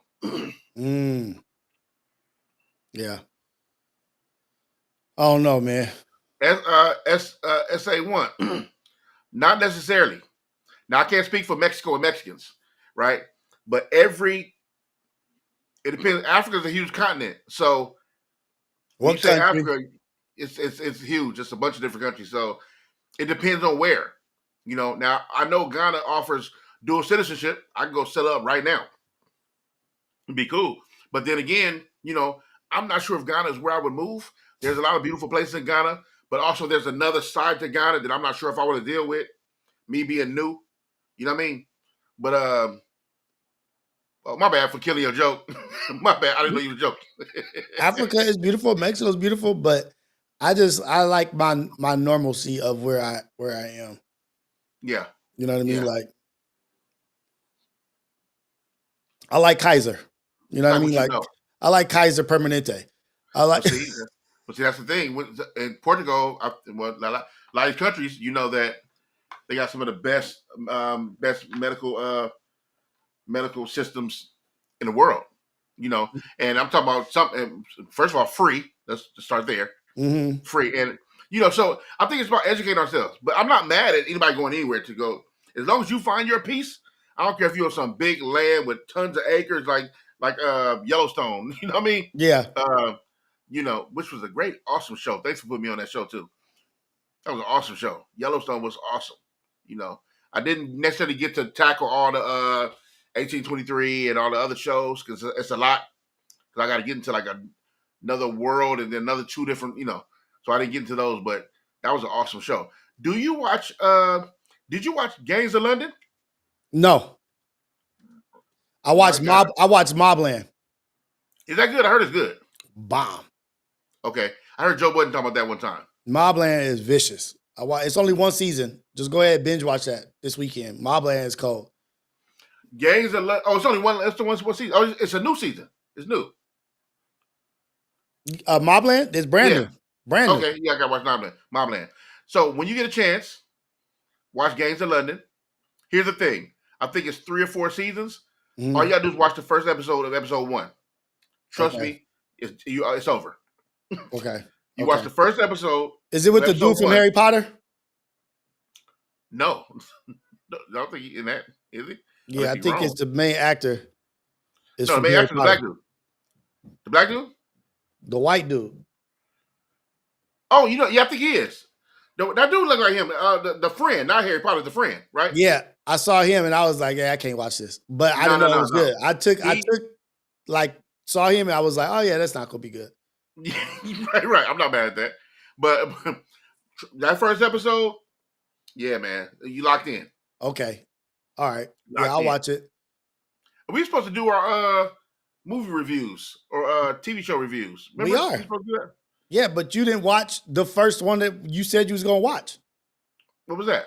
The Tiger. Damn, I never did watch that. Yeah, you messed up big time. We never started our little movie thing. Yeah, you didn't watch the movie. Hey, I was dying laughing when you found that footage of you saying, "Hey, what about Big Time?"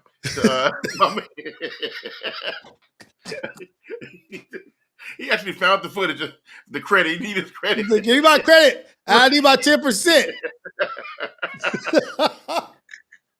Hey, okay. How dope is that though? What Tiny's doing? What Big Tiny's doing? How dope is that shit? That's fire. Dude, that's fire. Like, especially when you're so nervous to do it. Right. First. If you do a feel good story about somebody like pursuing they shit that they want to do and not letting nobody tell them no, like, you know what? I'm not gonna let nobody get in the way of what I want to do. He's literally, I don't care what nobody says. He's a comedian. He opened up for somebody. About to be on tour. Like, if you can't look at that and be inspired and motivated by what Big Time is doing, you tripping. Let me ask you this. How long do you have to be in the gym before you call yourself a bodybuilder? A bodybuilder? 1 day. Are you trying to build your body? Are you asking me? Yeah, like if you go to the gym, you're trying to build your body. Wait, you asking me? No, I'm just saying in general. If you go to the gym, yeah. No, I'm not asking you. Wait, why you say it like that though? No, no, I'm not asking you particularly. I'm talking about in general. Like Okay. if you go to the gym, doesn't that mean you're trying to build your body better? That's what I thought. So it would be like you're a bodybuilder. That's what I've said. Somebody argued me there and said, no, I'm like, well, what does that mean? When do you, like, how long you got to be in the gym before you considered a bodybuilder? Because if I said, if it's determined on like how you think I should look, then that's wrong already. Right. You need to change the name of that to muscle building professional. Right. Not bodybuilder. Okay, I can show you that I'm a muscle building professional by showing me. Yeah. I obviously know what I'm doing because not me, but you know. So, but if I'm a bodybuilder, meaning I'm building my body, that could be up to anything. Well, you've built your body to how it is right now. I built my body to how it is right now. I'm a bodybuilder. You know what? I'm now about to put that in my bio on Instagram. Right. A bodybuilder. Because you're right. Let me see. And I'm going to put life coach in mine. Wait, why is SA1 say, no, bro, bodybuilders are different. The whole lifestyle and your results.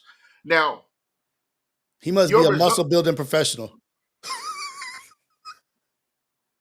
Right? He must be a muscle building professional. Because I'm like, why can't you be if you go to the gym if you tell yourself, I'm gonna be a bodybuilder, and then you go to the gym for the first day and you go to exercise, go work on your body. Technically, you're building your body. Am I wrong in what I'm saying? No, you're not. Yo, you gotta help me out to start a Discord too. I think Sunshine asked me yesterday. Okay. I have the Discord program on my computer. Yeah. I just don't know how to start one or whatever. Okay. So I'm gonna definitely need your help when I can. He said he work out 6 days a week. If you tell somebody you're a bodybuilder, they're gonna think you're out of your mind. But why? Look, if you say why? Okay, SA1, are you a bodybuilder? Let me ask you, are you a bodybuilder? Wait for the response. Yeah. Yeah. Would you consider yourself not consider? I'm asking you, are you a bodybuilder? No, he's not. He said no. Mm-mm. Oh, now he work out 6 days a week. What are you doing? What are you doing then?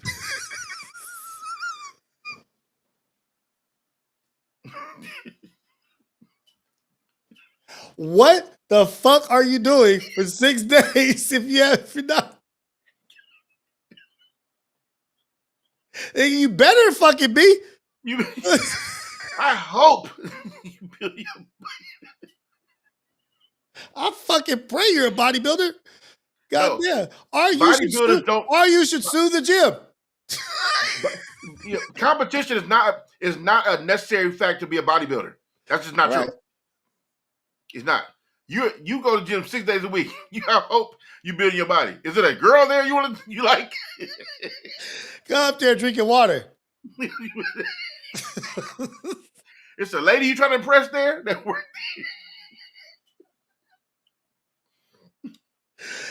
Get these glutes. No, it ain't. You building your body. Let me look it up. Let me see the body. 6 days a week is a lot. So you should be like, I would consider you a bodybuilder. You build his body.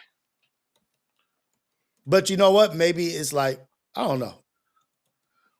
Let me look up the definition.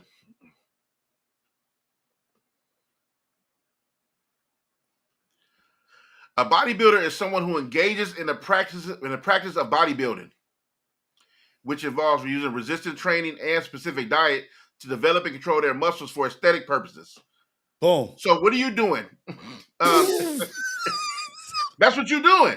What are you doing for 6 out of the 7 days of the week? That's the definition.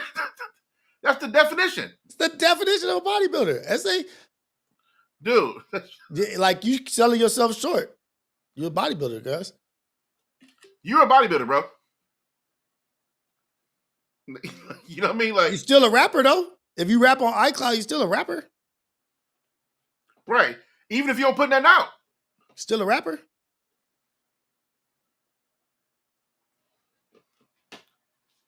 Definition of bodybuilder. That's you. SA, that's you right there. Yep. Yeah, 6 days a week. I'm sure he's showing progress. Now, are you a professional bodybuilder? Maybe not. That's different. Professional is different. Professional is competition. Professional, that's different. We didn't say professional. You're a bodybuilder by definition does what he's doing. Yeah. 6 days a week. I'm pretty sure he's watching his diet. I'm pretty sure he's worried about his physique and how it's going to look, whatever. Right? That's why he's doing it. I'm sure. So Said is not a bodybuilder. Said is a professional bodybuilder. yeah, He professional is competes. different. He competes and wins. That's a professional bodybuilder. You're just a bodybuilder. Yeah. You can be a photographer, but you're not a professional until you start getting paid. Yeah.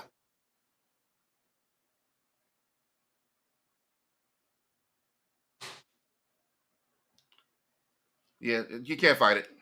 You can't. It's just. I think you run away from your destiny. I would hope you spend a lot of time in there. Might as well. You might as well. Like, ask Manny and Fred. Ask them what? They do the same thing. they bodybuilders too. They bodybuilders too. Shit. What you mean? Professional bodybuilder is different. Yes. If you want to compete and all that stuff, that's entitled. I mean, that's all in there. But no. Man, I'm just saying. But kudos to you. Yeah. Hey, how's Syndicate doing? Syndicate's doing good, man. We just dropped Oh. our 4th episode, I think Monday. Doing really good, getting really comfortable, having some great topics. Not really discussing any BS, no drama, no nothing, like just us being real. I think it's dope. I think we're doing a really good job. I posted this again for Bella because she put the definition up there. That's why I put the definition up. You want to look good, pause. You want to look good out your clothes too, right? That's what you build your body for. You want to look good in clothes. That means you care about your physique. Your physique inside your clothes is still the same thing. Right. A person who strengthens and enlarges their muscles of their body through strenuous exercise. Yeah. Getting out to That's bed you. sometimes 6 days a is week. strenuous exercise. Now, once you compete, now you're professional body. That's different. Right. You're not a professional because you don't compete.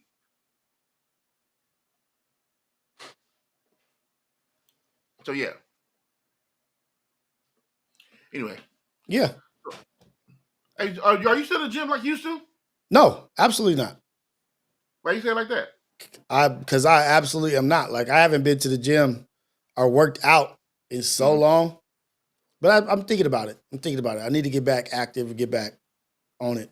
But no, I have not. Then you do like you used to do. I don't know if it's morning because your mornings are tough. But you do your walks or runs. Yeah, I used to. I don't run. I walk with my wife. We'll go on walks or whatever. But I haven't, to be completely honest, I haven't worked out in a while. But I've been planning on it. It's hard, it's like watching you stream. You have all these shows. You got the A Wake Up Show. You got Syndicate. You got Relatable. You got R Files. You got Coffee with Rios. You got you game with your kids on Kick sometime. So you do a bunch of streaming, and then there's like the family stuff you got to do. You got to pick your kids up, and then you got to, you and the wife got to have your family time. So it's tough. So you got to find like where would I fit that in? Yeah, you know what I mean. And so I think the fit in is going to be I'm starting later now. I'm not doing early. I'm doing 7 o'clock.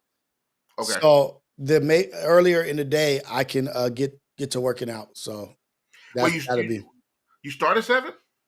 Now I'm starting from this week. It's at 7 because of the scheduling with the summer school and then Xander's church camp or whatever. So you go 7 to like 9:30. Mm-hmm. Okay. I think that'll give you a huge break too. Yeah. Even those couple of hours that you're taking off, because it's tough for you to get up at 5:36 every morning and try to, And the other thing that I was not like, I'm not even energized yet. It's like I'm just waking up and go to showering and getting right into the thing. Like I like to be able to. I feel better when I start the show, when I've had some hours of being able to do some stuff for myself and just get myself together before doing it. Yeah. I feel I have better energy. I feel more energized, and like it feels healthier. Okay. Do you feel like it's becoming a lot?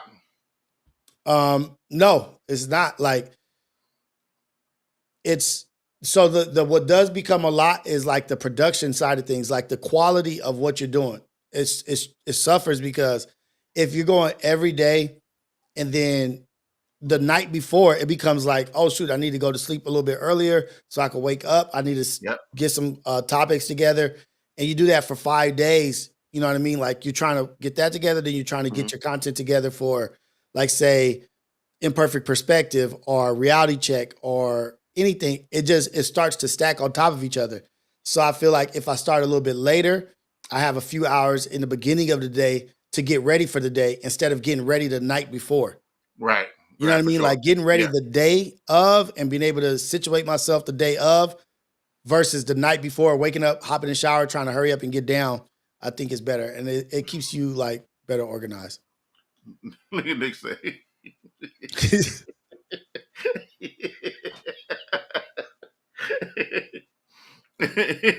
He's right. Like 7:08, 7:15. I think I was like 13 minutes late. Do you still have your coffee in the morning?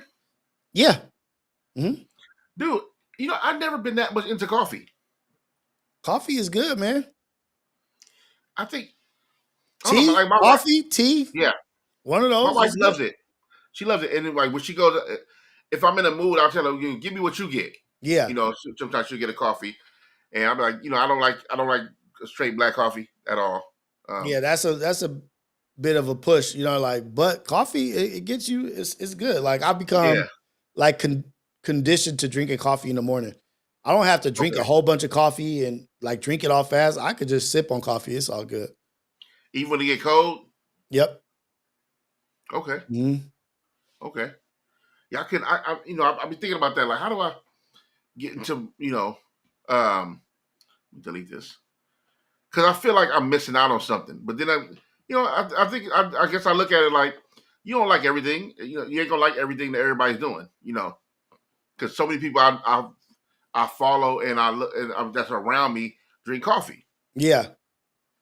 You know what I mean? I'm just like, damn, am I missing something? But I'm like, I tried it, and though it's good, it's not a thing where like every day I gotta have coffee. Well, then again, I'm talking to a lot of people that are addicted also. Not everybody, but a lot of people are addicted to caffeine also. Right. But like say if you started a diet, right? Like if you're doing like a light diet, they say black coffee is good also. And it's a diuretic. You know what I mean? Like, yeah, nah. Can't do black coffee. That works the best for keeping you up, right? I don't know about like sometimes I feel like energy from it, but I just feel like I just drink it because I enjoy it. Oh, okay. You have a favorite? Not really. Cafe Busto. I forget the name of that. McDonald's. McDonald's has got great coffee also. My wife told me that. She said she loved McDonald's coffee. I'm like, I keep hearing that. He must have good coffee. Mm-hmm. That Cafe Boost or whatever, I heard that stuff is real. It is. I don't know what they meant by that, but it meant something. Yeah, it's bomb. And I think that's the shit. The one there's a coffee that they have in New Orleans also where they have the beignets. Their coffee is bomb too. Oh, Cafe Mundo, Cafe Dumont. Dumont, yeah, they have good coffee as well. My wife had the coffee there. I had the hot chocolate. Absolute amazing place. Our first trip to New Orleans together, we went because it's over 24 hours, and we went at midnight one night. We got to the hotel. We was laid up, but then we ended up waking up, and she wanted some coffee, so we went to Cafe Dumont. It was raining. It was outside. It was super dope. New Orleans is a very romantic city, bro. I think. Have you and your wife been? No, I've been to New Orleans though to run the Junior Olympics, but not like to really just like enjoy New Orleans. You were in the Special Olympics? I didn't know that. Yeah, you know, me in that 1980s commercial.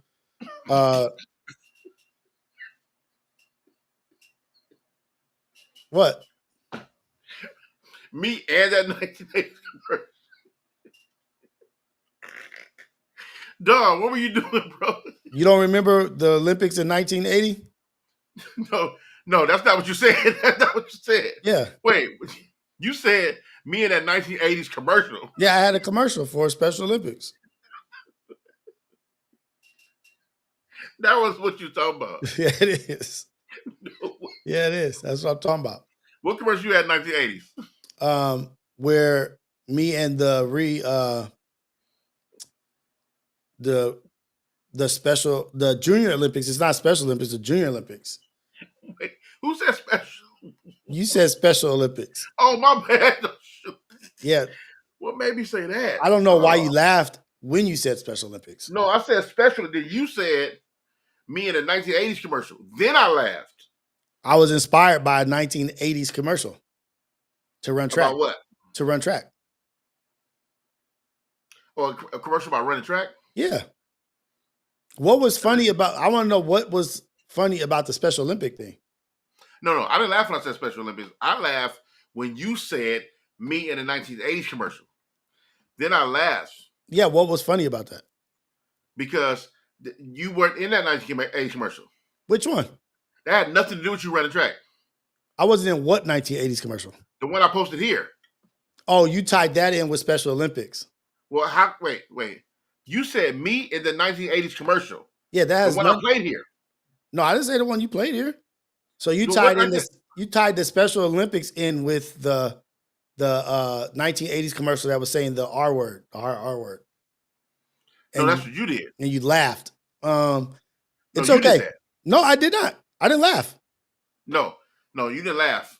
But you definitely said that 19. You said me in that 1980s commercial. What 1980s commercial? The one with Carl Lewis and FloJo inspired me to run track, and I went to the Junior Olympics. That's not what you said. Yes. That's not what you said. Well, you didn't let me finish before you started laughing. All right, my bad. You tried to say I was in the Special Olympics, which would have been an honor. No, I heard you say that. That's my mistake. Mm-hmm. That was my mistake. I don't know what made me say Special Olympics. Maybe because I had just seen the 80s commercial that I put here. It made me think, oh, that's special. And then I said Special Olympics for special people, right? And then you said me in that 1980s commercial. So I said, oh, okay. He's talking about the people in that commercial that they called the old word, the R word. No. I'm like, I said Junior Olympics. You said, oh, you was in the whole time. You said, oh, you was in the Special Olympics. No, in my mind, I was like, we podcasted the whole time. I never knew that he was dealing with that. So in my mind, I'm I didn't know. But what was funny about it? The good part about it was because even the commercial said they just like us. So how would I ever have known? How would I have known that? I don't know, because I'm trying to figure out what was funny about you saying that you were in you was in that commercial, or because you related to the commercial. You was which one you were saying? That there was a 1980s commercial that inspired me to be in track to go to the Junior Olympics. Not the one I showed earlier. No. How does that inspire me to run track? That's where the confusion is. I thought you said, yeah, like that 1980s commercial. And I'm like, oh, I said, in my brain, I'm like, wait, he can't be. And that was funny. Said, maybe he relate. And that's why I laughed because of the confusion that I went through. But I also thought that was funny because he never told me that. I never knew that side of him. Well, maybe when somebody's telling a story about their childhood and something that inspired them, you should let them do active listening. For sure. And let them finish before you start laughing at Special Olympics people. Oh, you were in Special Olympics? No. But you laughed at, I said you shouldn't laugh at Special Olympics people. I didn't. You did. I laughed at you. Now, if you were in the Special Olympics, that's a whole nother story. Would you laugh? If you were in the Special Olympics? If I pulled up the video of me in the Special Olympics? Would I laugh of you in the Special Olympics? Would I laugh at that video? Yes. No. Why would I do that? Okay, here we go. That's rude. Look. I'll show you. I have a video. I have a video. See? You feel me? Breezy, feel me? Breezy don't feel you. See? She thought the same thing. She's like, oh, okay. Real, I didn't know. Because in my mind, but you know what though? When it comes to like, for example, like Rain Man or like Radio or I Am Sam, right? I'm gonna send it. I'm gonna send it to you. How do I send it to you so you can show it? You can send it to my email. Okay. MrLuck@gmail.com. Okay. I'm gonna send it to you, and then you can show it to the people. But yeah, Well, I was I was talented. What? Hey, how'd you get out? How did I get out of what? The Special Olympics. You don't get out of it. Oh, you're part of it, a member for life? Yeah. Oh, I didn't know that. Is There's there a a way lot. to donate? It's a lot of stuff that people don't know about. That I can try to help people and do my part. What's the email? Mr. Luck. CC Yep. at Gmail. Yep. At Hotmail. Mess with you. And then you can play this. This was when we actually got the gold medal at this one. Okay. It was in New Orleans. You sent it? I'm sitting there right now. Okay. No, MrLuck.com. Oh, wait. Hmm? Wait, that didn't work. Hold on. Who'd you send it to? Wait up. This is gonna be good for everybody. Easy Money. I thought he said Special Olympics, but I think he did. I think he means Special Olympics. I think he said he was a junior when he was in the Special Olympics. Am I correct, Rios? What?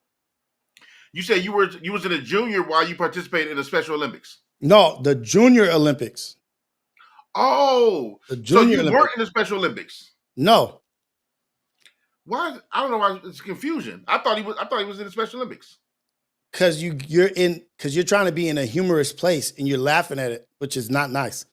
I'm laughing at Special Olympics. Yeah, I'm laughing at you. I thought you were saying. Did you get the email? Let me check.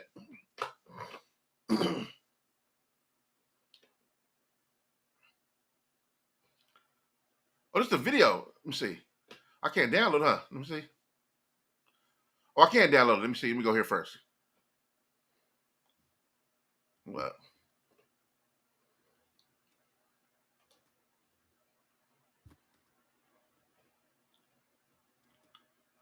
I'm downloading now, okay? Why do you have to download it? Well, because I don't want to share screen because I don't know how to share screen through here yet. Okay.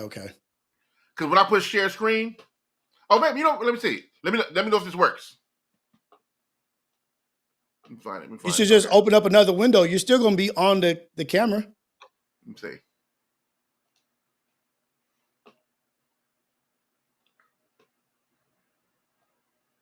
Can you see it? Yeah, I see it. Okay.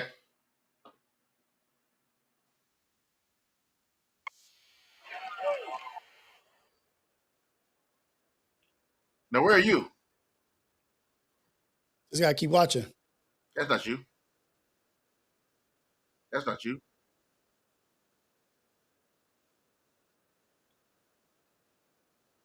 Do this video 4 minutes. Wait, that's not you.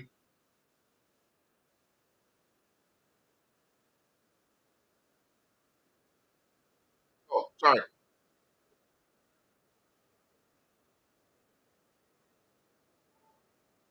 That's not you. Oh, that's not the video I sent you. This is the video you sent me, bro. No, it's not. There's no black people here. Was that you? Oh no, that's not you. So stop sharing. Well, we That's not can't you. see it. We can't see it anyway. It's only you can see it. Only me and you can see it. Why they can't see it? Yeah, only me and you can see it. Wait, they can't see it? Mm-mm. Let me see. Oh, that's why I want to download it. Oh, okay. Well, I was just showing you highlights from the Special Olympics. You weren't even in it. No, I was in the Junior Olympics. Or didn't download yet either. So the video you just sent, you're not in. No, that's the Special Olympics, the track in the Special Olympics.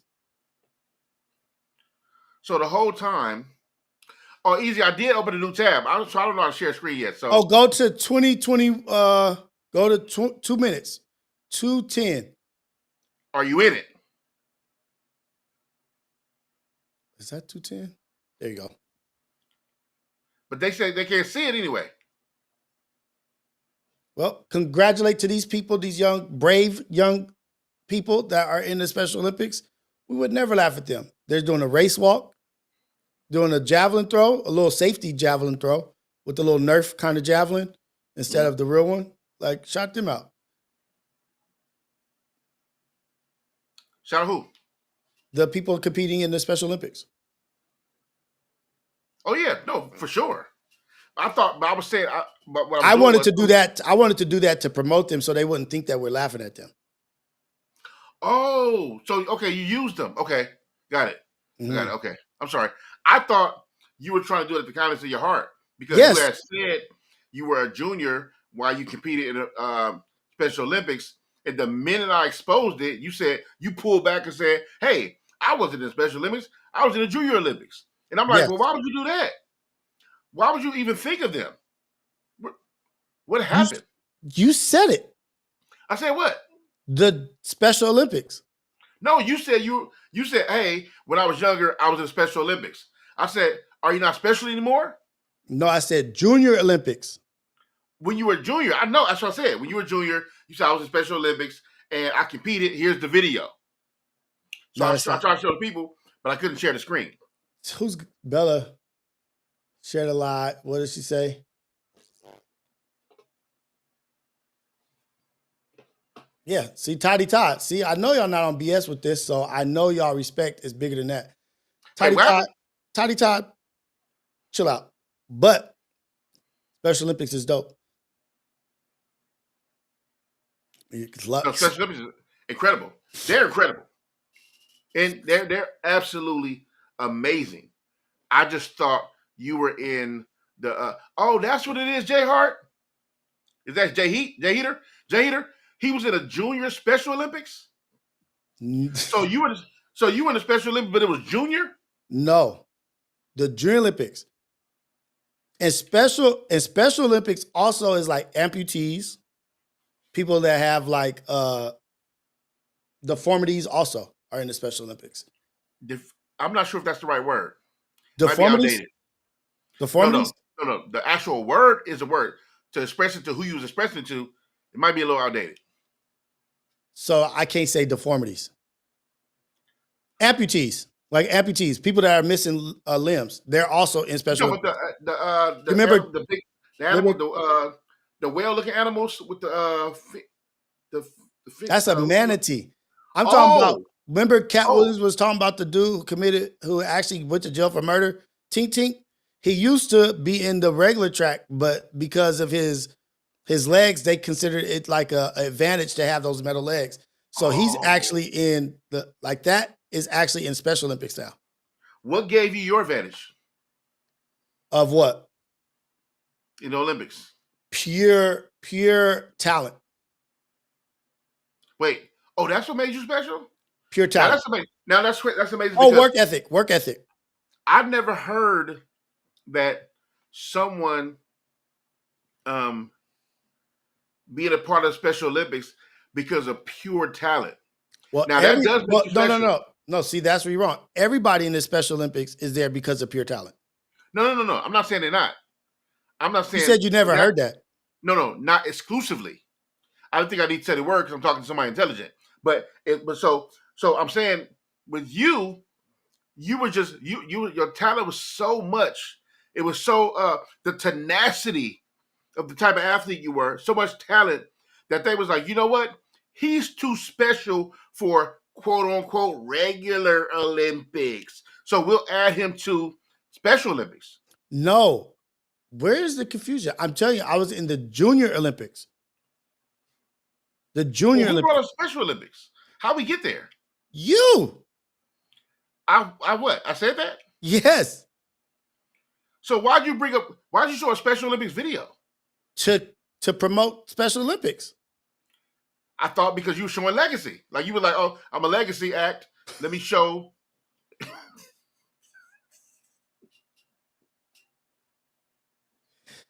You need to stop. Because you did show the 1980s commercial and now you're doing this. No, I thought that that's what you said. You know what? I'm tired of you confusing me. Let's change subjects. Legacy act. The legacy what? You said legacy act. That I thought that's what you were doing.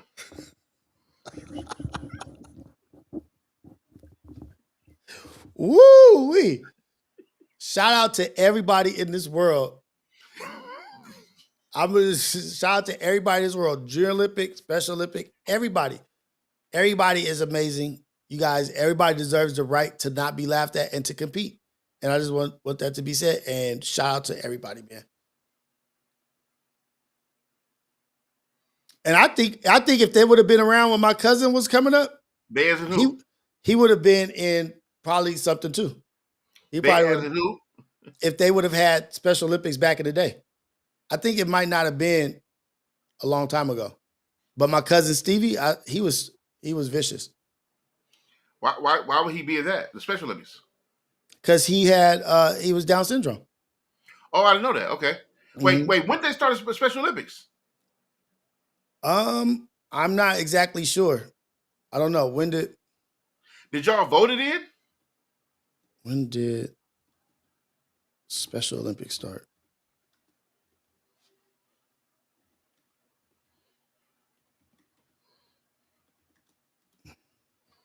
Oh, shoot.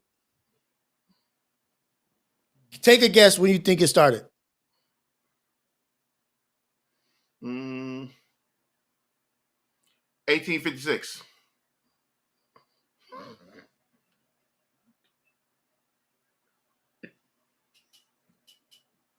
This is not a conversation I can have with you. All right. This is not a conversation I can have with you. 1968. So the two biggest topics of that presidential era was black people can vote and black women can vote in the Special Olympics. 1968. Guess where it was at? Where? Washington, D.C.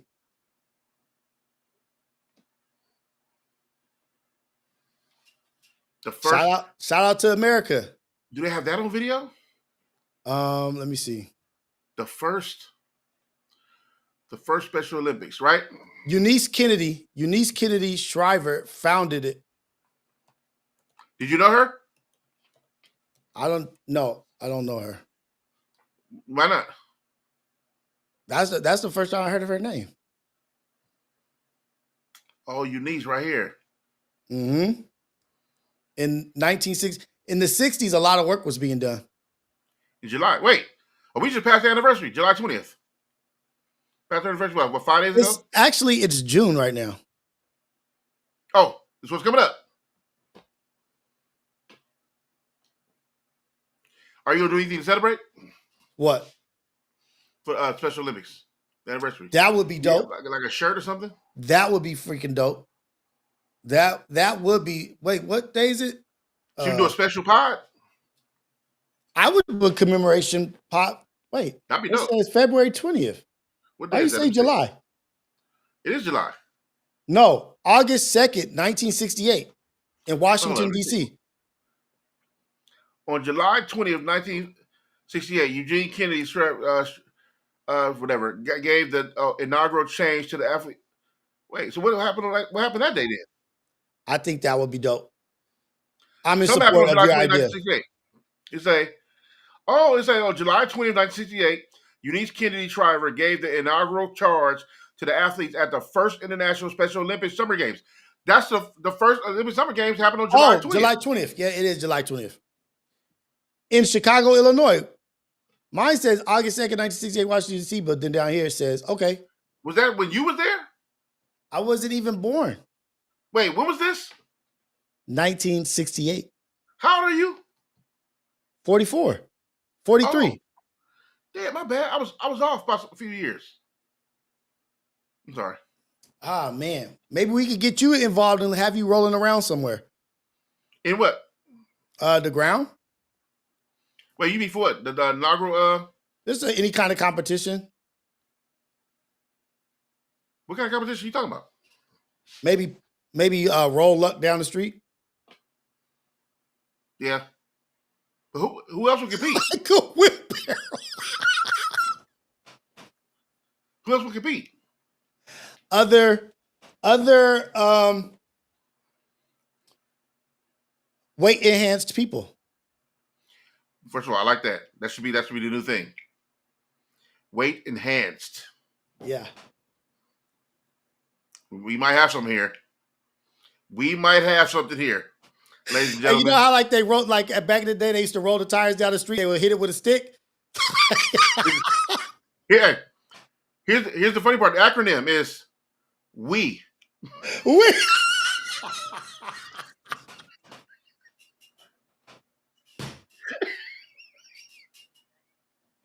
Are you doing a WE competition? The WE competition. That's hilarious. WE. Oh shoot! The It'll first be that. annual WE competition.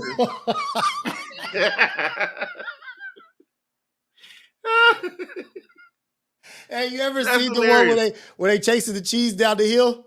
And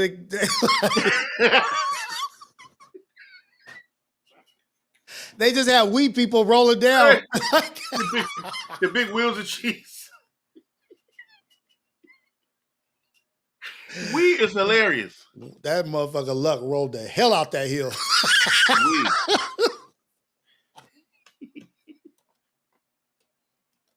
Get your roll on. Okay. Let's go. WE is funny. But I think you brought up a good idea though. I'm not even lying. What's that? You said to like, Oh yeah. I'm not sure what day July 20th falls on, Let me see. but that would be a dope thing to like actually talk about. It's a Friday. No, sorry, it's not. It's not. Sorry, it's not. Mm. It's a Sunday. Oh shit. Yeah, no. But you can still talk about. I can still talk about it on Friday because our house. no. Or are you talking about AM Wake Up? Wait. I didn't wait. Wait. However, wait. However you wait. How? You get yourself in trouble. What? For the AM Wake Up Show. For the AM Wake Up Show. I did not mean that. Yes, Oh man. Oh no. Ooh wee. No. So you are tripping. Oh, the R files. That was hard. That was horrible timing. I didn't mean to say that.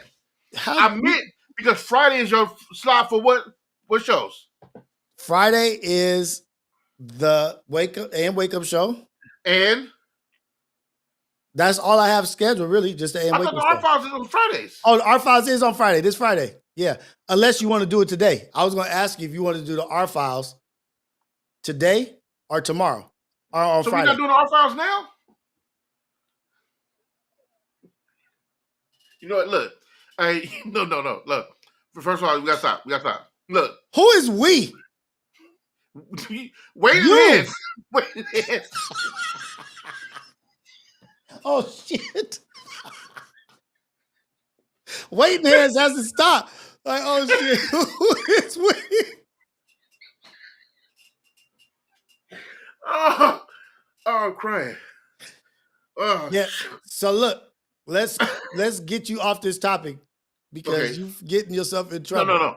Let me stop. Look, so I thought you did the R files on Friday. So when I seen that, I said, "Oh, you got that show on Friday." So right? Like you might gotta.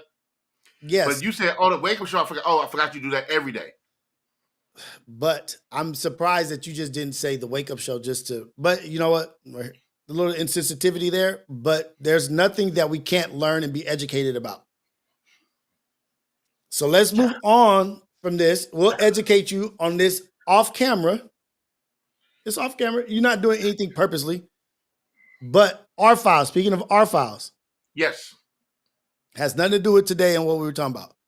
Can you want to do our files tonight? Because you said you want to do our files with me, or do you want to do it on Friday? You tell me. I don't want you. It's your schedule. Let's do it tonight. What time? 6 o'clock. R5, 6 o'clock. You're not gonna tell me topics. You're gonna tell me when you get on the show. We're gonna go over. They sent a bunch of stuff into the conspiracy theory section of the Discord. We're gonna go over that. Discord, huh? Yeah, you need Discord so that your fan base can and your community can communicate and chop it up with each other, and you can have different message boxes or whatever. But they've sent a bunch of videos into the conspiracy theory thing, and so we'll do reaction videos. We'll react to the stuff. If there's anything that you want to talk about, I went over some AI shit, and the AI is starting to blackmail people through ChatGPT. And also Toyota is starting a city that's all AI, hydrogen run. So we could do it's called Uvin or something like that. Uvin or something like that. Uvin. Yeah. Mm-hmm. So tonight we could do it tonight at 6. So how do I do? How do I do it? Are you send me a link or something like that, Pauls? Yeah, I'm a put you in the Discord, and from the Discord you'll react to what we got. You going need my on. Discord name right now? Oh, you don't have a Discord? I do. I have a Discord. I have Discord, the actual thing. The program. Okay. I don't have my own channel. I have my name and stuff though. How do I get that to you? I just tell you it. Yeah, you just text it to me, and then when I'm in Discord, you'll just join Discord, and I'll pull you up on stage, and that way we'll be talking like that. Wait, that's my Discord name. Oh, right here? Did you just put it in the chat? Mm-hmm. Okay. Mr. Black 354? Yep. Okay. So I always had Discord because I used to do I had a bunch of other stuff, groups I'm a part of, like a betting group, a sports betting group, a bunch of other stuff. So I just never created my own, Discord, my own channel, I mean. You've already started it, so all you got to do is just build it out. Yeah, that's the part I don't know. Okay, right? okay. Well, we could do that. We can get that started. But we'll either do it on Discord, or maybe I'll try to do the OBS thing, the Streamlabs thing where I can send you a link and it kind of does like this. Okay. But we'll see. I have it figured out by 6 o'clock tonight. For sure. I'm ready. 6 o'clock for sure. What time you need me to tap in? Like 5:50? Yeah. Yeah. Or add me, when you add me to the Discord, I already get the stuff, notifications, stuff like that. Okay. Y'all bear with us because we both old and trying to figure shit out. So, but it will be our files tonight on Kick. We'll be on Kick. So Today, being retarded means leading a full life. Retarded people go to work or school just like their neighbors no. and come back to a real home, a supervised home. Yes. The insensitivity of I'm logging out. I'm logging out of here. You deal with the people on your own.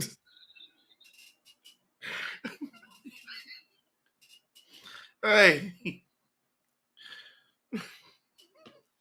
Rios is hilarious, man. I'm sorry.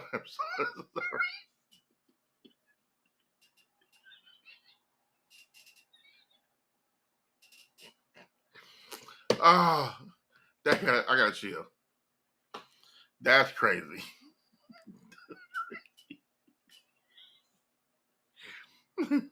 That's crazy.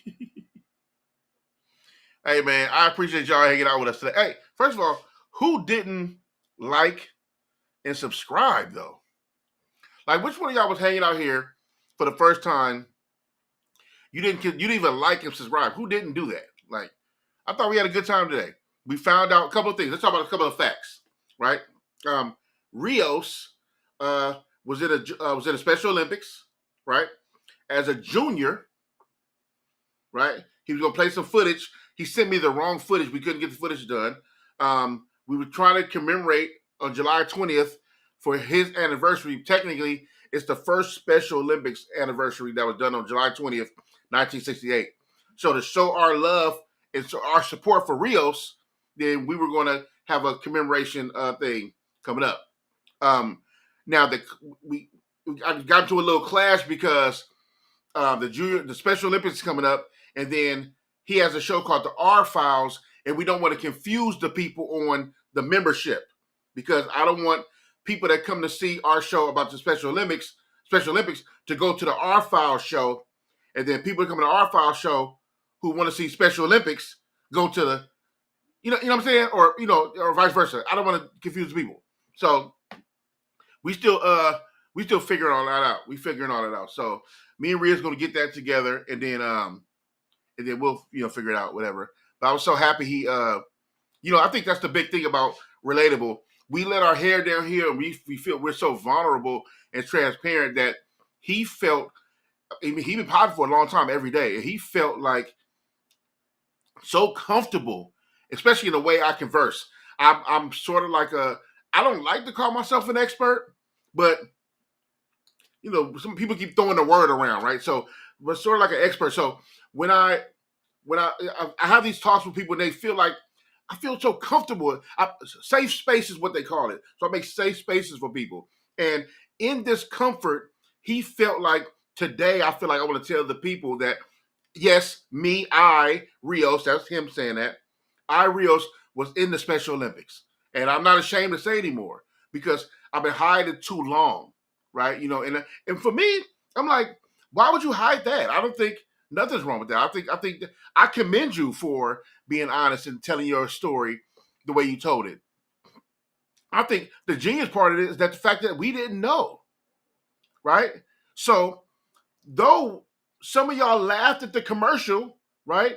We can actually relate because the commercial was saying, hey, these people are just like us, or just like Rios, what they were saying. These people are just like Rios. So treat them like you would treat Rios, right? And we don't treat Rios no special kind of way, right? First of all, most of y'all don't even know that he likes to eat baby food, right? But because he makes a mess. So that's just a thing that he does. But I think now that he's open and honest to like telling his story and really put it out there that he's fought these challenges and made it through, I commend him for that. So I think we should all clap for Rios. I think that's the best thing to do. Let's all just clap it up for Rios. Amazing man. I'm so proud of him. And even with all his challenges, he still managed to get married, have kids. The kids and the wife are all fine. None of them, they're special because they're human beings, but they're not special like he's special, different kind of special. They're special people. They're just beautiful human beings. But so even that skipped them. And I think that's just another testament to why his special is such a good thing, So anyway, I don't want to harp on that all night. I just want to say, man, hey, I'm so happy for Rios and all he's doing. And when you see him, the next time you talk to him, the next time you go to the AM Wake Up Show, or the next time you show up in the R Files, right? Next time you show up, just show him some love. For me, surround him, embrace him, show him some love, right? Because I think that's the key to us moving forward as a human race. I think that way, with all this craziness in the government going down, I think that's the key for us to push forward, is we all hold up Rios high so he can feel the love, and then people will see the harmony in the space that we create. And I think that's the dream Martin Luther King was talking about. That's actually what he's talking about. Y'all thought it was about racism, but it was about his love and affinity for the Special Olympics. He had a dream, and that's what it was about. So, yeah, man, I applaud you guys. Thank you for hanging out. Everybody in the chat, you guys are awesome. You guys are incredible. Thank you guys for being lenient, right? Be a little soft on Rios. It's still a touchy subject, but he's bearing through it. He's bearing through it. So let's just all pray for him, and we all surround him in comfort. And then we'll see you guys at R Files tonight on Rios channel. Tonight on Rios channel, we're gonna do the R Files, right? And then we have a good time. We talk about some spooky stuff, some AI stuff, some extraterrestrial things, and then just have a great time. So if you haven't liked the video, like it, and then subscribe to my channel, become a member. I think don't just hang out here. You're welcome. Become a member. I'm inviting you all. And look out on July 20th that me and Rios are going to have a commemoration. Is what I like to call it, for his. I want to say his anniversary, because he wasn't there in '68. He wasn't born, but it's for his people. You know what I'm saying? Like, not his people. So we're going to show some love and embrace him in that too. And I think it's going to be a good time. So thank y'all for hanging out. I appreciate y'all. I love y'all dearly. And let the church say amen. Thank you.